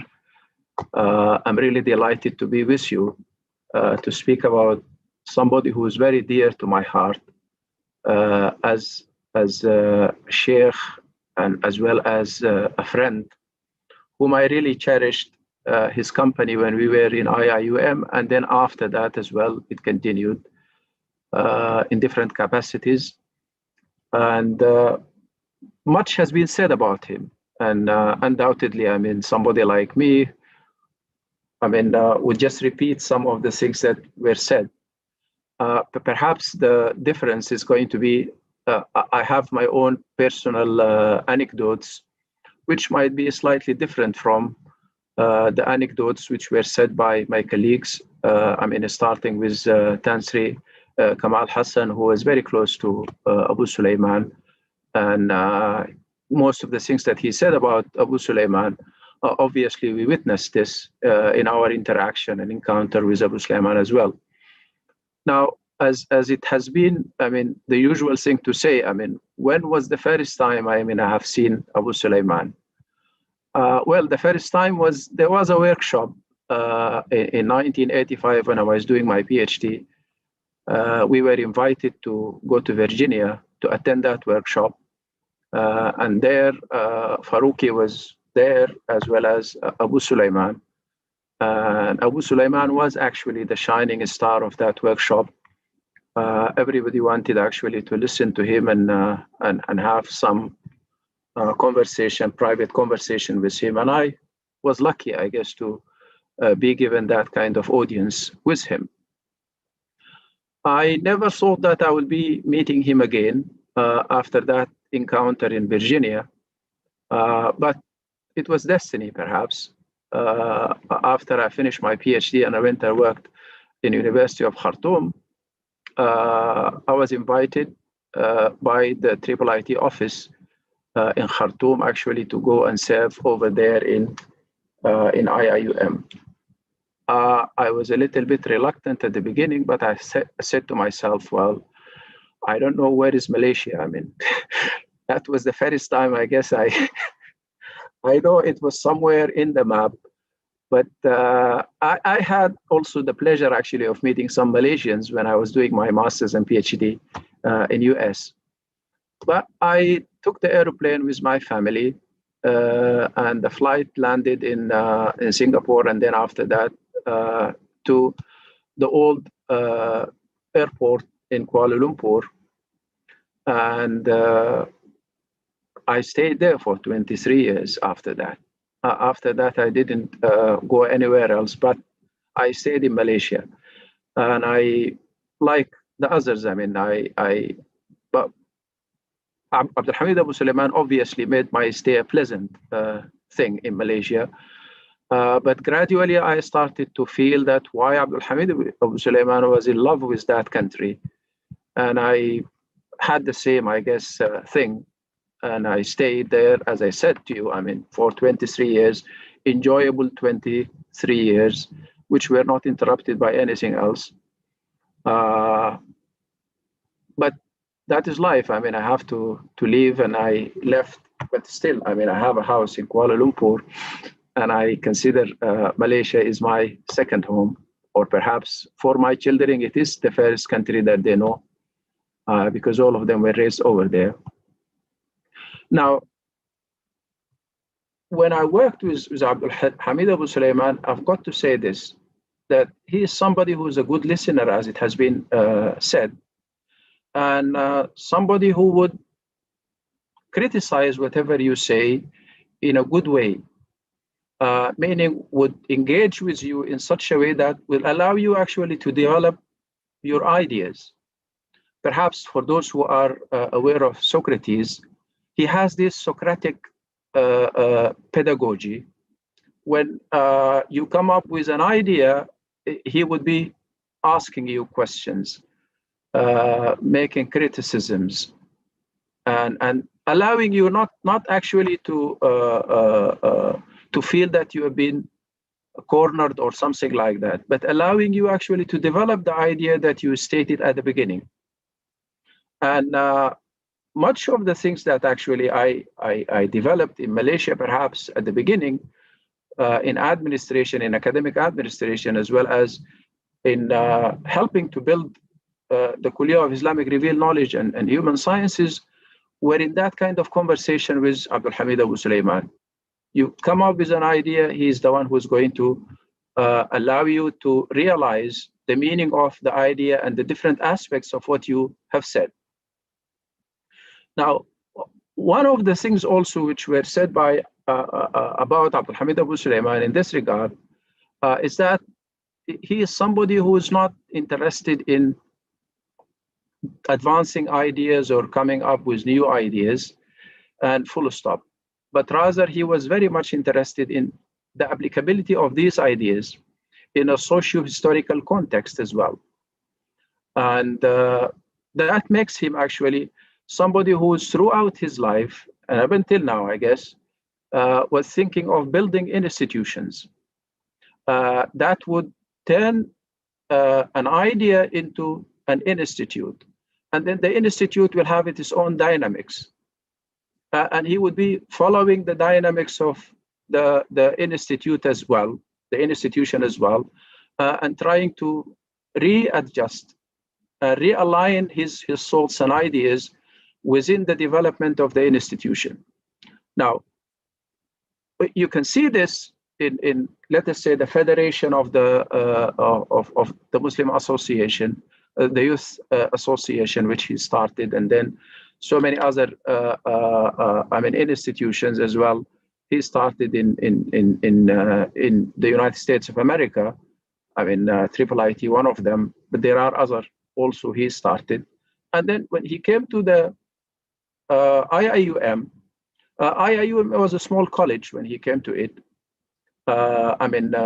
Professor Abdul Rauf was the first rector, and then Professor Abdul Hamid AbuSulayman was the second rector. Actually, he is the one who transformed the very idea of IIUM physically as well as intellectually and academically.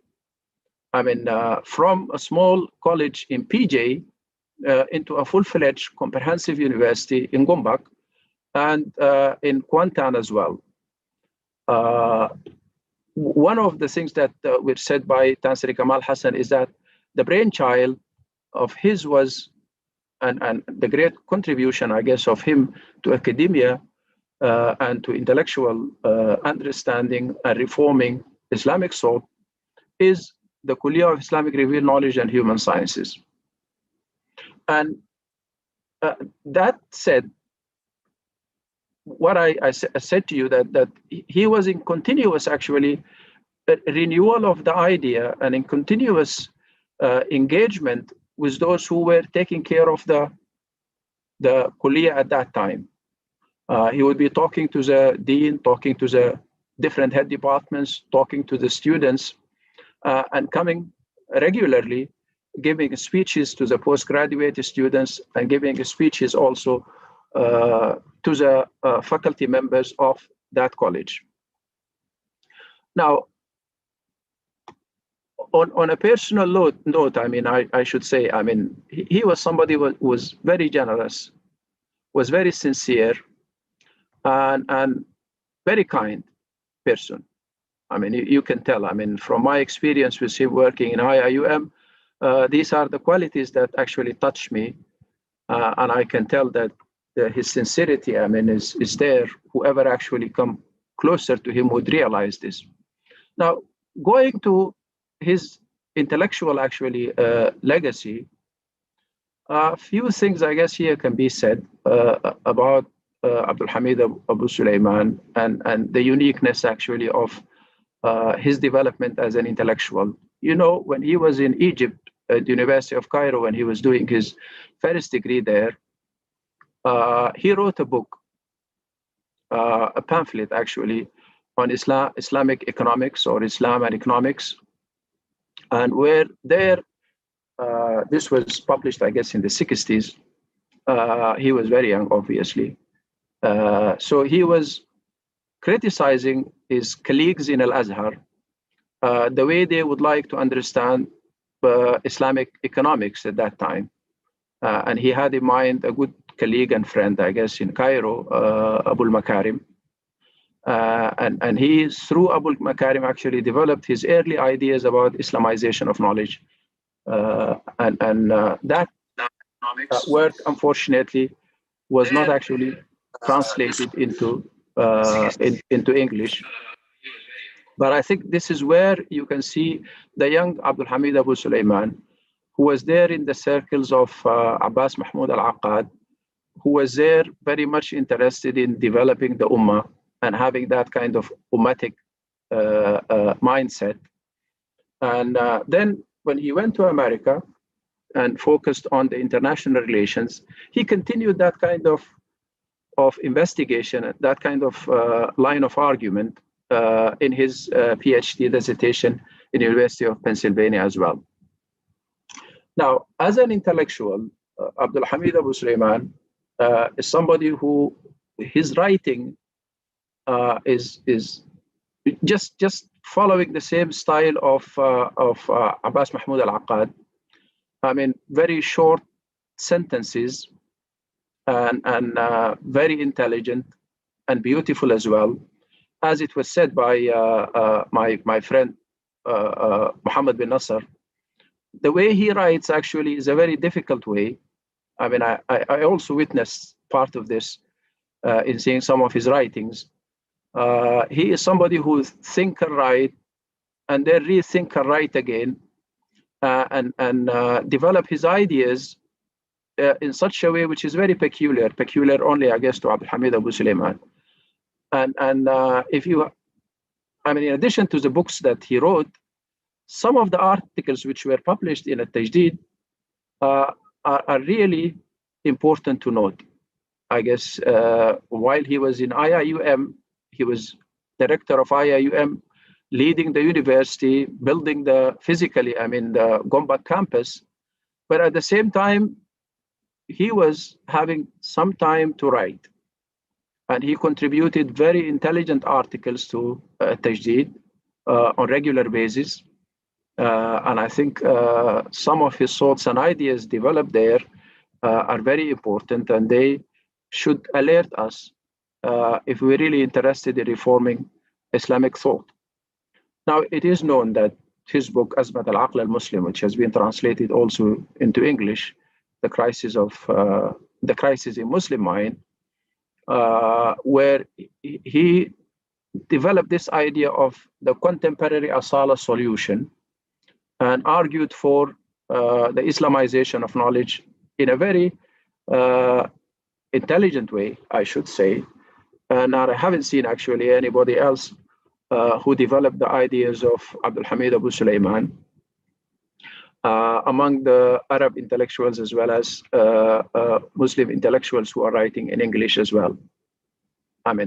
But his criticism of the Muslim mind have got to be seen as in this way, because when I was in IIUM, I was asked to teach this course on Islamization of knowledge for postgraduate students. And I went to him and I asked him that I know Farouki very well, and I know you now. So what's the difference between you and Farouki? He said, simply, I put it to you this way. Farouki was somebody who was discovering Islam and coming to Islam to glorify Islamic civilization and Islamic sciences, which is a good thing.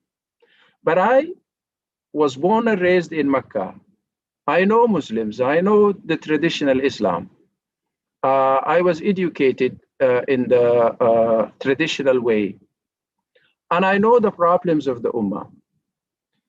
And I was very critical of the Ummah. And I wanted actually to come up with a kind of a self-criticism. I'm not like Farouki to glorify the Ummah and say we are all good and there are few things that could be added here and there and then we will lead to humanity. No, we are backward and we have to realize that we are backward and we have to know that there is a way, a long way for us to go if we would like to develop the Ummah. And I was very much interested in doing that. So he said, that's the big difference between me and your teacher, Farouki. And I hope that you would understand from where we are coming. But we all advocating Islamization of knowledge. But I said to him, but you are different from Farouki. He said, yes, Farouki was trained as a philosopher and ethicist, and I was not. I was a political scientist, and also I'm very much interested in solving the problems of the Ummah. I think that is the thing that would distinguish him from other Muslim intellectuals as well.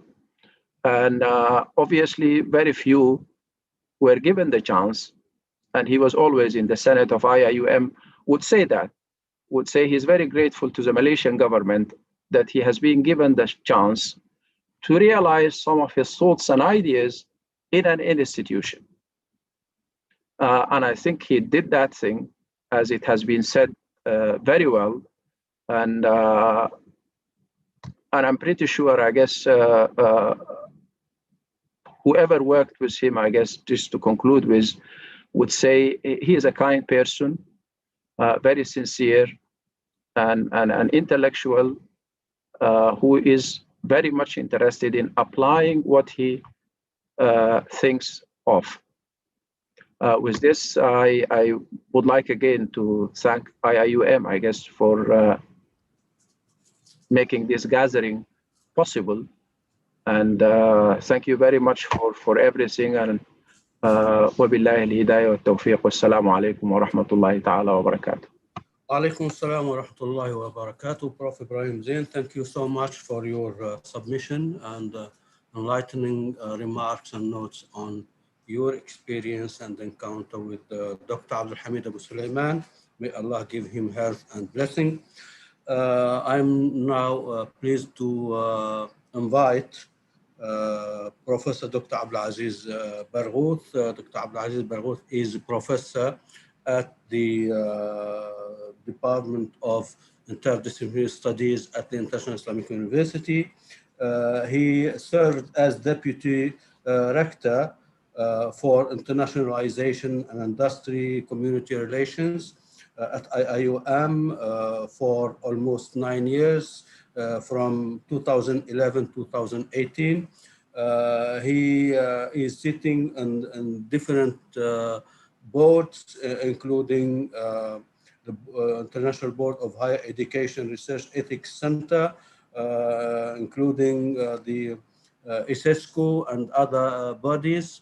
He has published a lot in terms of both articles and books, and he has been a very active person on different capacities, intellectually and administratively at International Islamic University and abroad.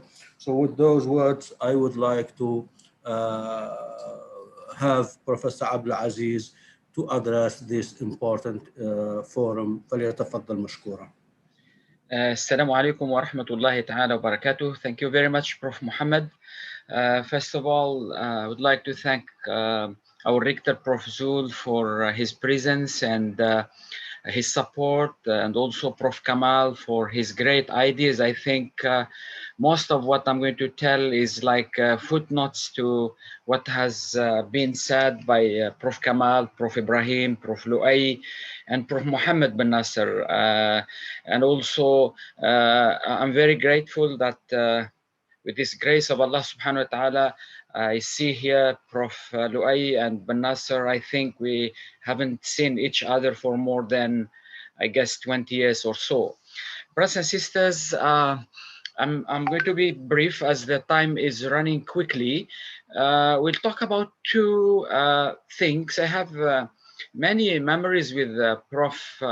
Abdul Hamid since 1992, and also in the last year of my tenure as the Deputy Rector, but I will not delve into this. I would like to talk about two things. One is little about the personality of Abdul Hamid, and the other one is about the important ideas that we can benefit from Abdul Hamid, Professor Abdul Hamid, in our current situation of our university, or let's say of the movement of reform in the Islamic world.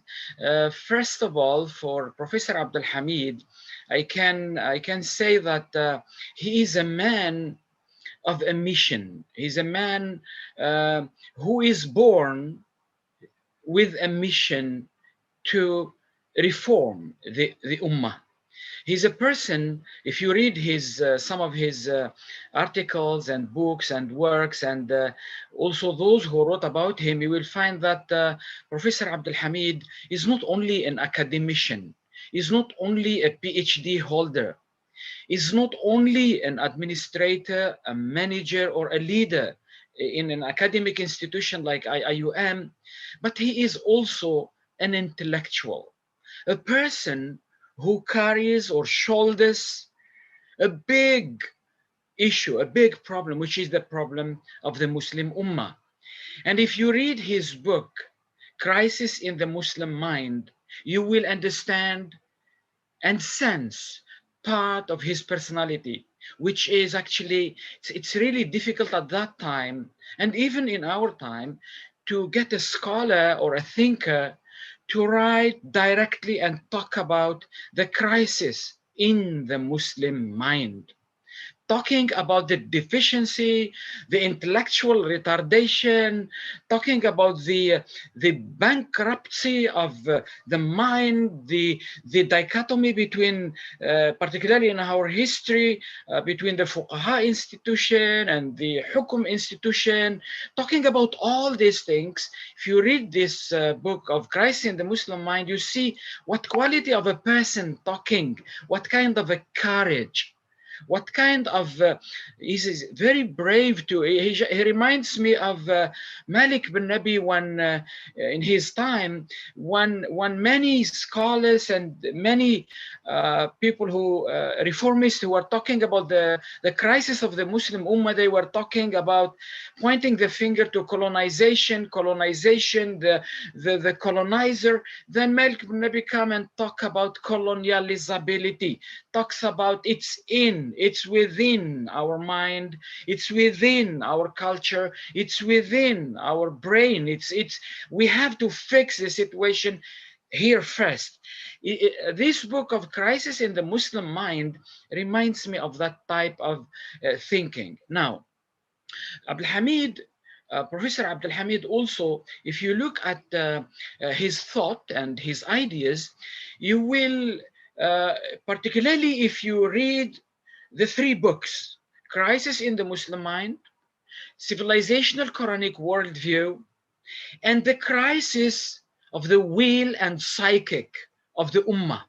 When you read these three books together, you understand that he has an approach, and he is advocating an approach to the reform of the Muslim Ummah.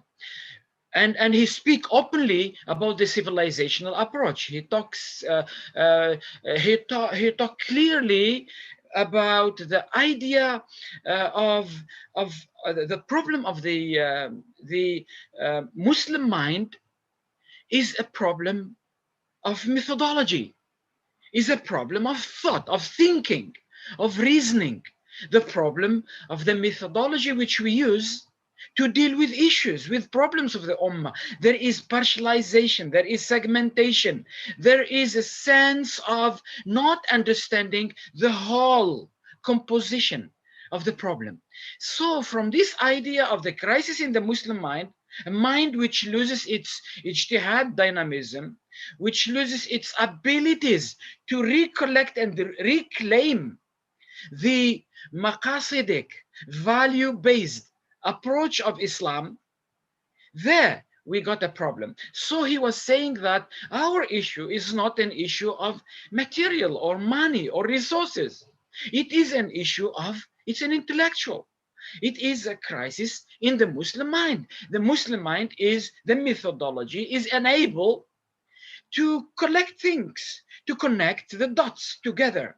Everything become like scattered.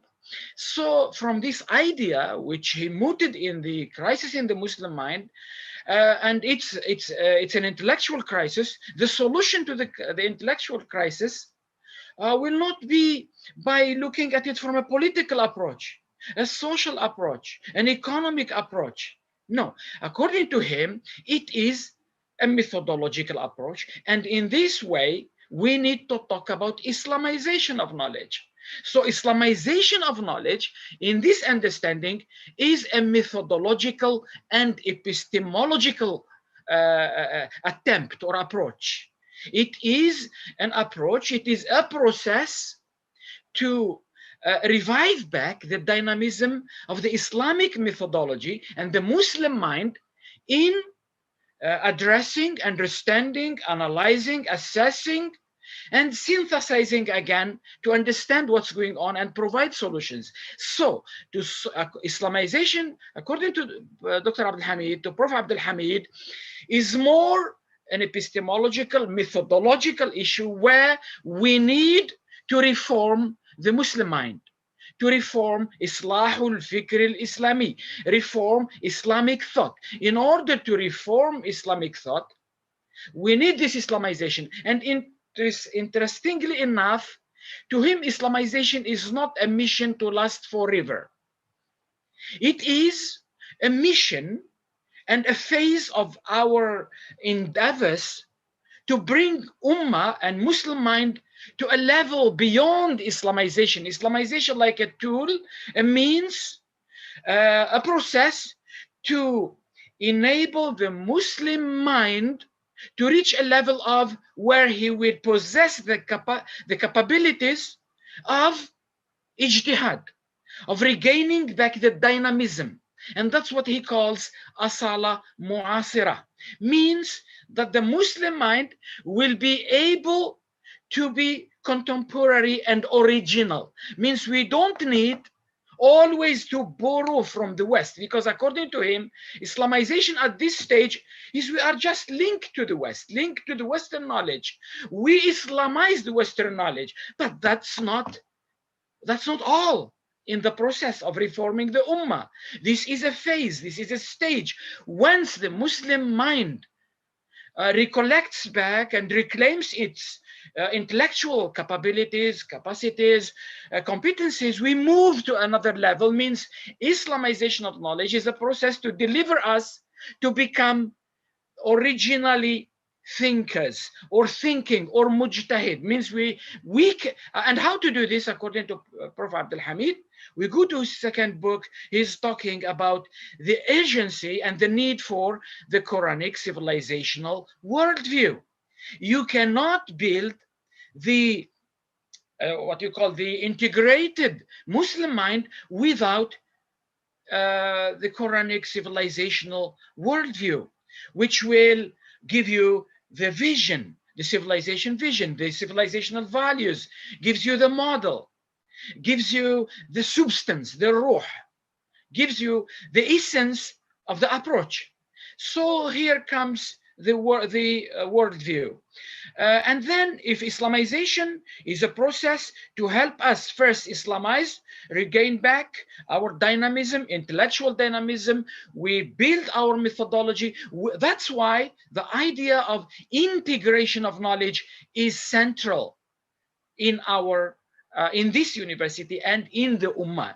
Without possessing the capabilities, the abilities, the skills of integrating knowledge, in which the Islamic worldview will become our driving force, and there will be a time where we cease from just Islamizing the Western knowledge, but we create our knowledge based on our worldview, maqasid al-sharia, our value system, and the real context in which we live today. So this idea of Islam, this is very important, means that we need to see now in strategizing the Islamization, where are we exactly? To him, I can derive from some of his ideas that one of the indicators that we succeed in the Islamization of knowledge and in the integration of knowledge is we will be able to do asala mu'asira, or what Prof. Kamal always names as relevantization. That is an ability, that is like a competency that our lecturers, our researchers, our professors, our postgraduate students need to possess. Without that, we will keep always reproducing the Western knowledge using the Islamic framework. But I think that stage need to cease somewhere, somehow. The indicator is when the Muslim scholars, researchers in all disciplines, social science, human science, natural science, we are able to do ijtihad and produce the knowledge in those disciplines using the maqasid framework, using the Islamic worldview. At that moment, that's an indicator that we start now regaining what our vision in the university says, regaining the dynamic or the dynamism of Islamic worldview in all disciplines. Now, from this, the last point I wanted to mention in his approach, doing all this, he found that, okay, we fixed the issue of intellectual crisis, we fix the epistemology, we fix the methodology, and we start producing social science, human science, and all this using the Islamic framework. He found that there is a missing link here. The missing link is what he put in his book, Azmatul Iradati wal Wijdan, the crisis of the will and psychic and emotional and the humanity inside us, as our Prof. Rector always talked about humanizing, because here the human is very important, because here education is very important, because here, according to Prof. Abdul Hamid, educating the Ummah, and in particular and especially not at the university level, not only at the primary and secondary school, but in even preschool. That's why he talked about children. He talked about his book of Al-Irada wal-Wujdan, and also he wrote some book like stories talking about the island of those who construct and build Jazirat al-Banna'in. He speaks about the need to change the personality, the need to change, and this cannot happen just at the university level, but at all levels, starting from preschool onward. This is why, brothers and sisters, when we talk about Professor Abdul Hamid AbuSulayman, we need to look at it also from a system analysis perspective, so that we can appreciate the approach in totality. What is great also about Professor Abdul Hamid, he gave examples of his own about his understanding of integration of knowledge, and he put it in his book, the book on Islamic theory of international relations, where he applied this approach and this worldview, and also in his theory on Islamic economics, in which also, and recently, in the recent years, actually, he started applying that approach of integration in various issues that face Ummah today, like the issue of beating the woman, and the issue of Ridda, the issue of human rights, the issue of Hajj, many things. Means he start translating the model into solutions. So brothers and sisters, the last thing to mention here about Prophet Abdul Hamid AbuSulayman, he always, if you read his worldview, if you read his Irada and Wijdan, you will find that he is focusing on a worldview that gives hope, that is positive, that is talks about mawadda, rahma, peace, love, talks about forgiveness, about repentance, opposing the worldview which talks about akhirah, about the negative things. So he wants us to be more positive. That's why I think, to conclude, and what we take up from what I have just said, that we need to move forward with our project of Islamization and integration, but we keep in mind that there are phases and there are ends to processes, and then we delve into, or we move to another process, so that we can regain back the dynamism of the Muslim mind and the ijtihad of the Muslim mind. With this, I thank you. Assalamu alaikum wa rahmatullahi ta'ala wa barakatuh. Wa alaikum assalam wa rahmatullahi wa barakatuh. Prof. Abdul Aziz, thank you so much for this very important and passionate submission about Prof. Abdul Hamid AbuSulayman and these different aspects of his personality and thought and contribution. I now, and this, as we say, misk al-khitam, but it's not the end of the forum. And a dear person, our sister, Mrs. Muna Abdul Hamid AbuSulayman, and as we say in Arabic, ibnatu abiha, the daughter of her father, meaning when we say it in our Arab context, so the closest daughter to the father, the one taking care of him, the one who feels very close to him, and the father feels very much indebted and very much blessed with having such a daughter. That's Muna Abdul Hamid AbuSulayman. I have known her personally for some time, but not very closely. She was at IUM a long time ago in the 90s with her father. Muna is a social impact leader. She is a businesswoman. She is very active in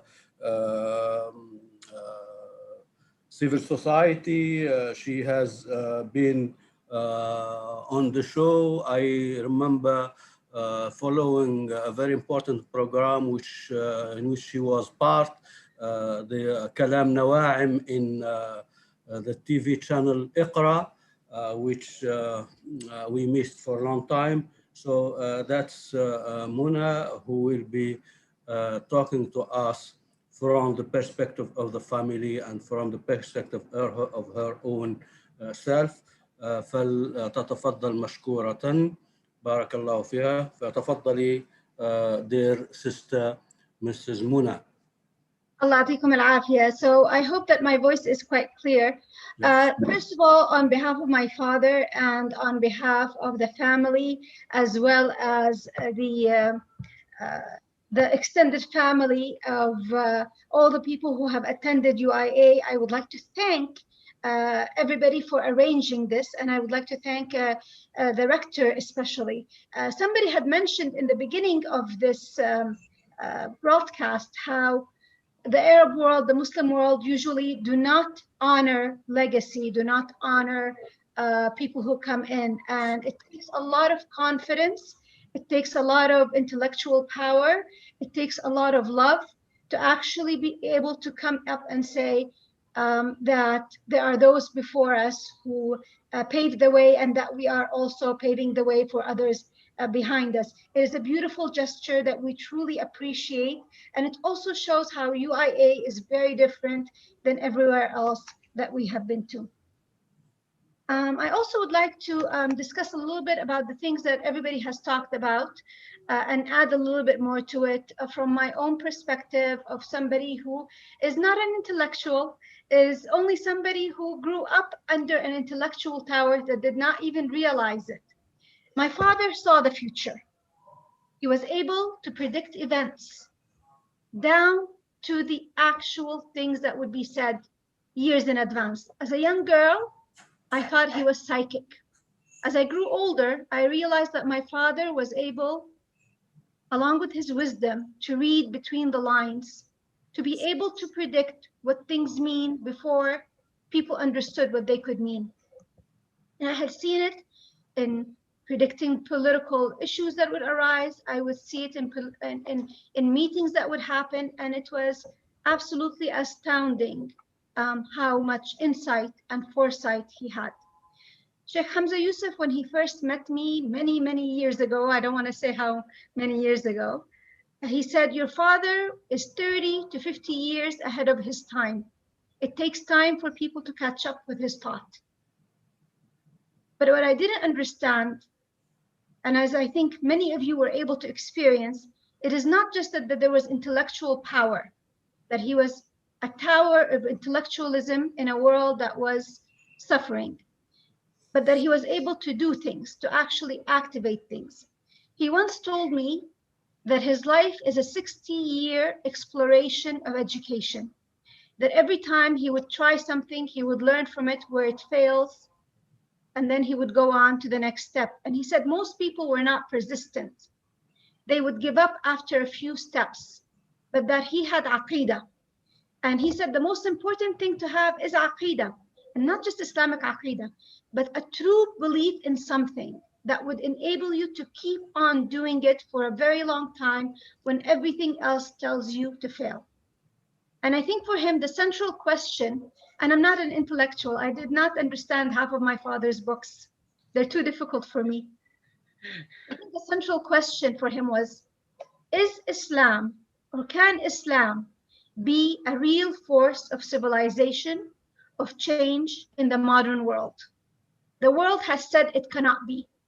The world has said that UIA would have to fail, that you cannot be a real Muslim with real convictions of maqasid al-sharia, of a real understanding, and be a modern person. And we have seen this attack on Islam for a very long time. And this has been exasperated by certain areas.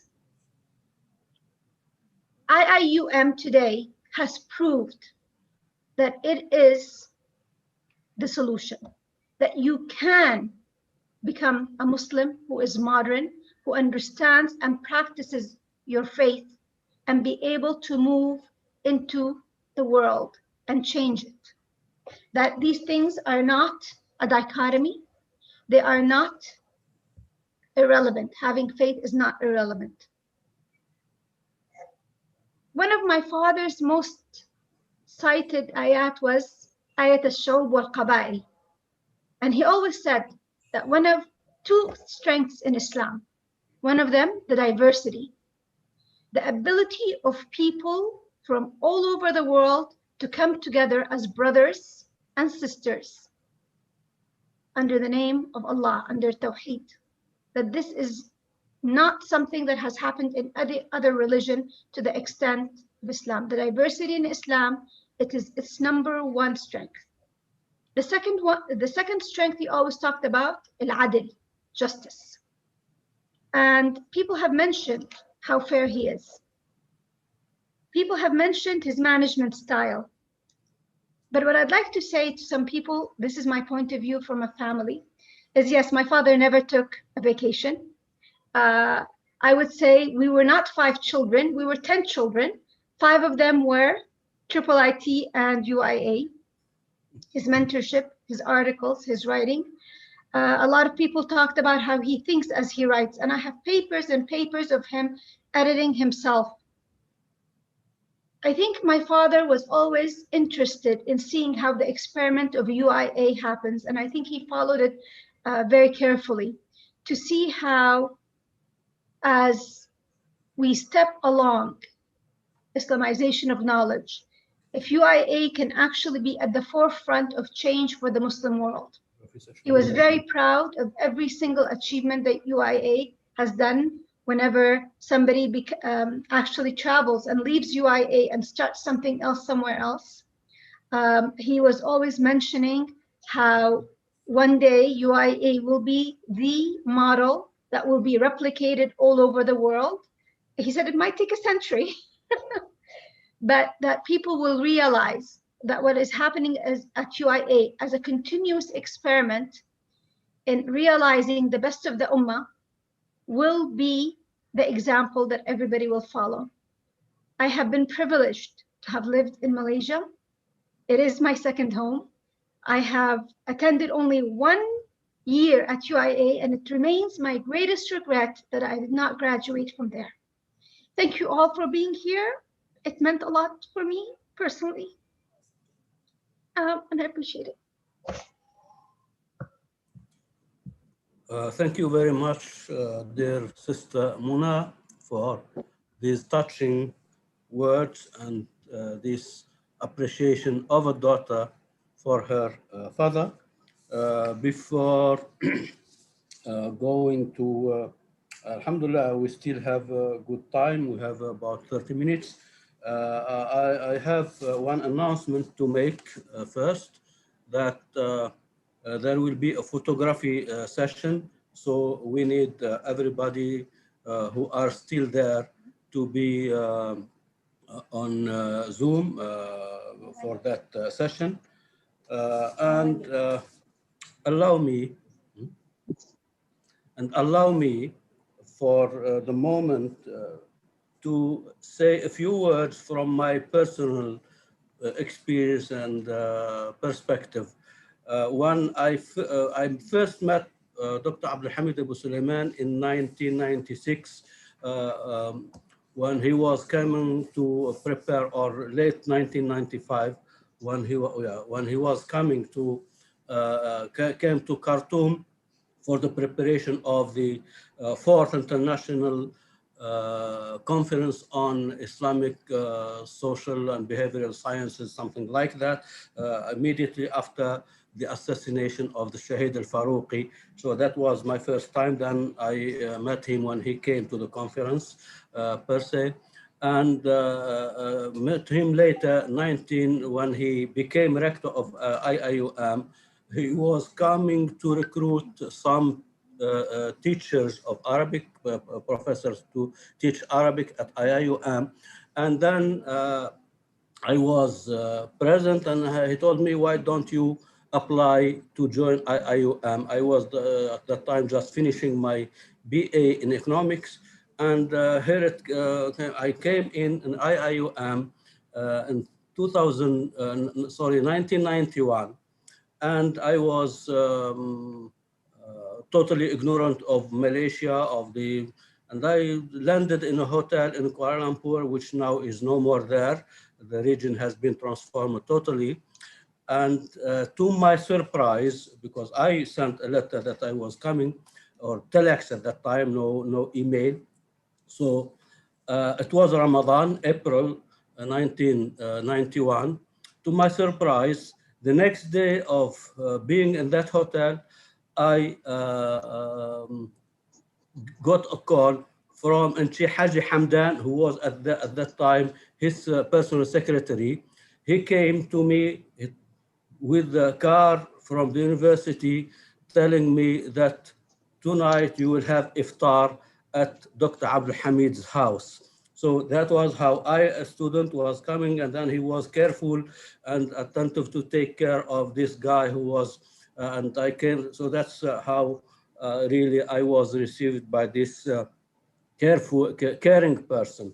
With that note, I am delighted to invite Professor Walid Faris, who was the director of IMU, which is hosting this event, International Institute for Muslim Unity, who will be giving closing remarks, and immediately after that we'll go for the photo session.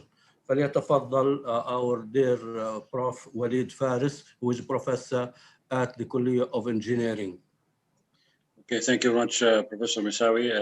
Thank you all. I'm trying to keep it short because it's time is going late. First, I would like to thank Tansri Rector for attending up to the end, and also Tansri Professor Kamal Hassan attending up to the end, and all our colleagues who witnessed up to the end. Just few points. Number one, we ventured into this type of activities to try to keep the memory of IUM, and at the same time also try to revive the leaders who built IUM. And as people say, those who have no history will have no future. So if we don't have history, we don't have future. So this is one of the main issues that we try to do. And there'll be a lot of events, inshallah, coming related to this one. And it is part of also the idea of sustainability. Sustainability means a continuum. In engineering, we say a continuum. Everything is linked together, so nothing is. And anybody, like also Isaac Newton said when he was asked why you are a great person, he said, I'm a great person because I stand on the shoulders of giants. I stand on the shoulders of giants. Concerning Prof. Dr. Abdul Hamid AbuSulayman, I didn't have the pleasure to meet him several times, or I didn't have a lot of interaction with him. I joined IUM quite late after he left. But I did meet him twice, in fact, only late when he came to IUM for some activities. And my simple impression about Prof. Abdul Hamid AbuSulayman, that everybody confirmed this, he is a very passionate person with a mission. One time when he came to he was hosted by Professor Abdulaziz Barhout in his office, and then for some reason he asked Professor Abdulaziz to ask me to come to sit with him. And Professor Abdulaziz called me, Walid, are you free? Come, Professor AbuSulayman want to talk to you. I said, okay, so I went. He talked to me for 3 hours continuously, passionate, and conveying all his ideas and mission to me. And I didn't talk actually, almost I didn't talk during this So this one, it gives an indication that he is a man, though his health at this time was not good also, was not that good. And I think even he faced some health problem when he came at this time in Malaysia. But the issue is this man has enormous power for the vision he has to try to convey to everybody in details, and he will not keep conveying it until the last day. The other thing, away from the intellectual side, there are a couple of people I met in IUM. They are not anymore in IUM. Both of them are very well-known scholars in some countries, in some Muslim countries. And one of them told me, actually both of them told me, that when they joined IUM during Prof. Abdul Hamid AbuSulayman, they came from a country which was having serious problems with, at this time, the country has some issues going on, and the Muslim countries always having issues anyway. So they didn't have their certificates. They didn't have their certificates, bachelor certificates.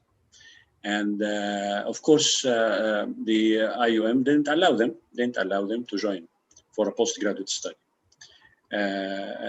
One of them both of them actually went to Professor Abdul Hamid AbuSulayman.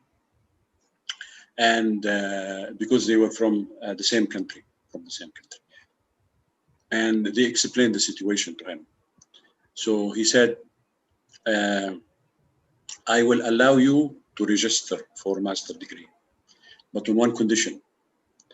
I need you to be a role model, so you don't let me down. You don't let me down.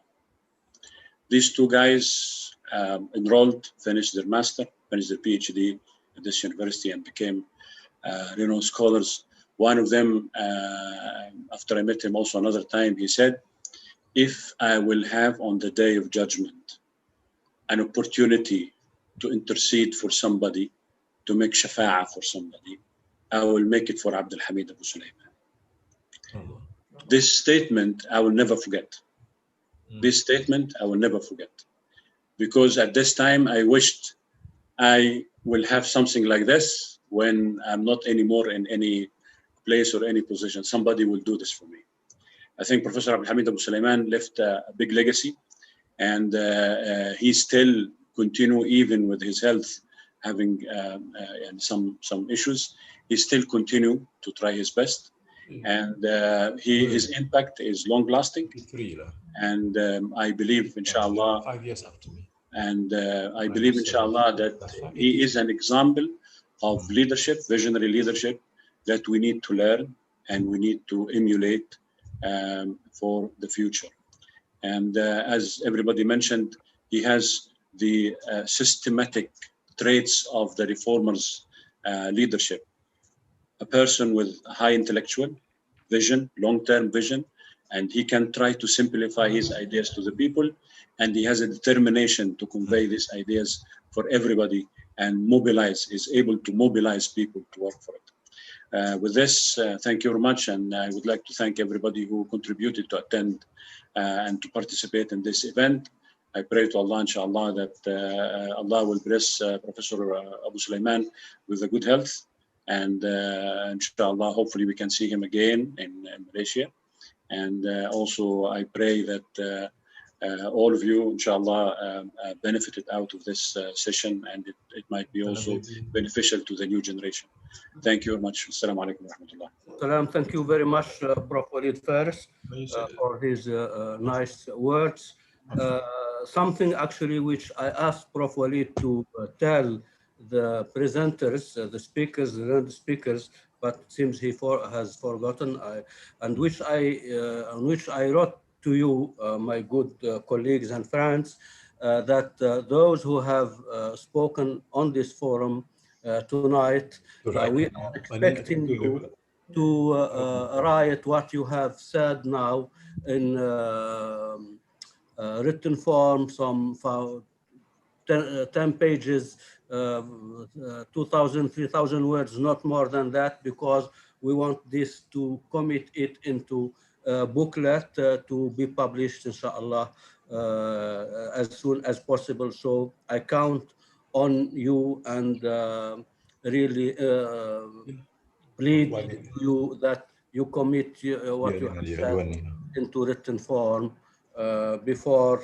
So with that note and imploration, we now go for our photograph session, and I hope everybody will be present there. I see a cat, so maybe anyway, okay. So please be ready for the photo session. I don't know about the techniques, but those who are in charge will do whatever we are supposed to do or instruct us.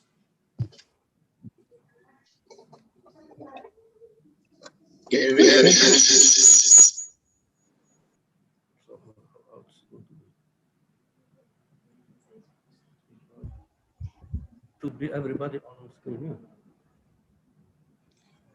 Muhammad bin Nasser, are you there? Yeah, please show yourself. Yeah, everyone else, Muhammad. Prof. Misawi.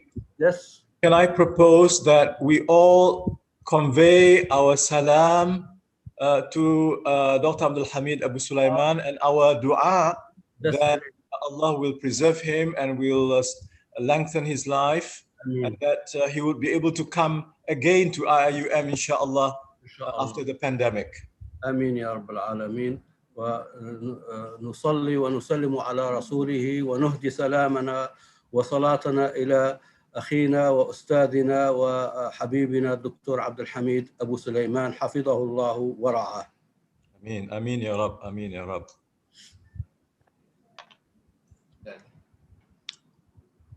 Abdul Aziz, mashallah, alhamdulillah. You look like the president of Algeria. No. I made him I should be the president. Amin. Yeah. Okay. So, Sister Muna, is your father listening? No, unfortunately, his health is quite bad. He was unable to, but I will convey a lot of the things. Yeah, that please, Mona, please convey my wife and my salam to your dad and to your mom. We'd love to see you again here in Malaysia. Offer me a fellowship, I'll be there. Inshallah. مرحبا بك أختنا العزيزة. دكتور محمد أخذتم الصورة؟ أنا والله ما نعم. خلاص? Yes. Oh, okay. We were waiting for somebody to say. Okay, so. It's finished. Okay, good. Alhamdulillah. I wish you good night and inshallah blessing and Ameen. Assalamu alaikum, everyone.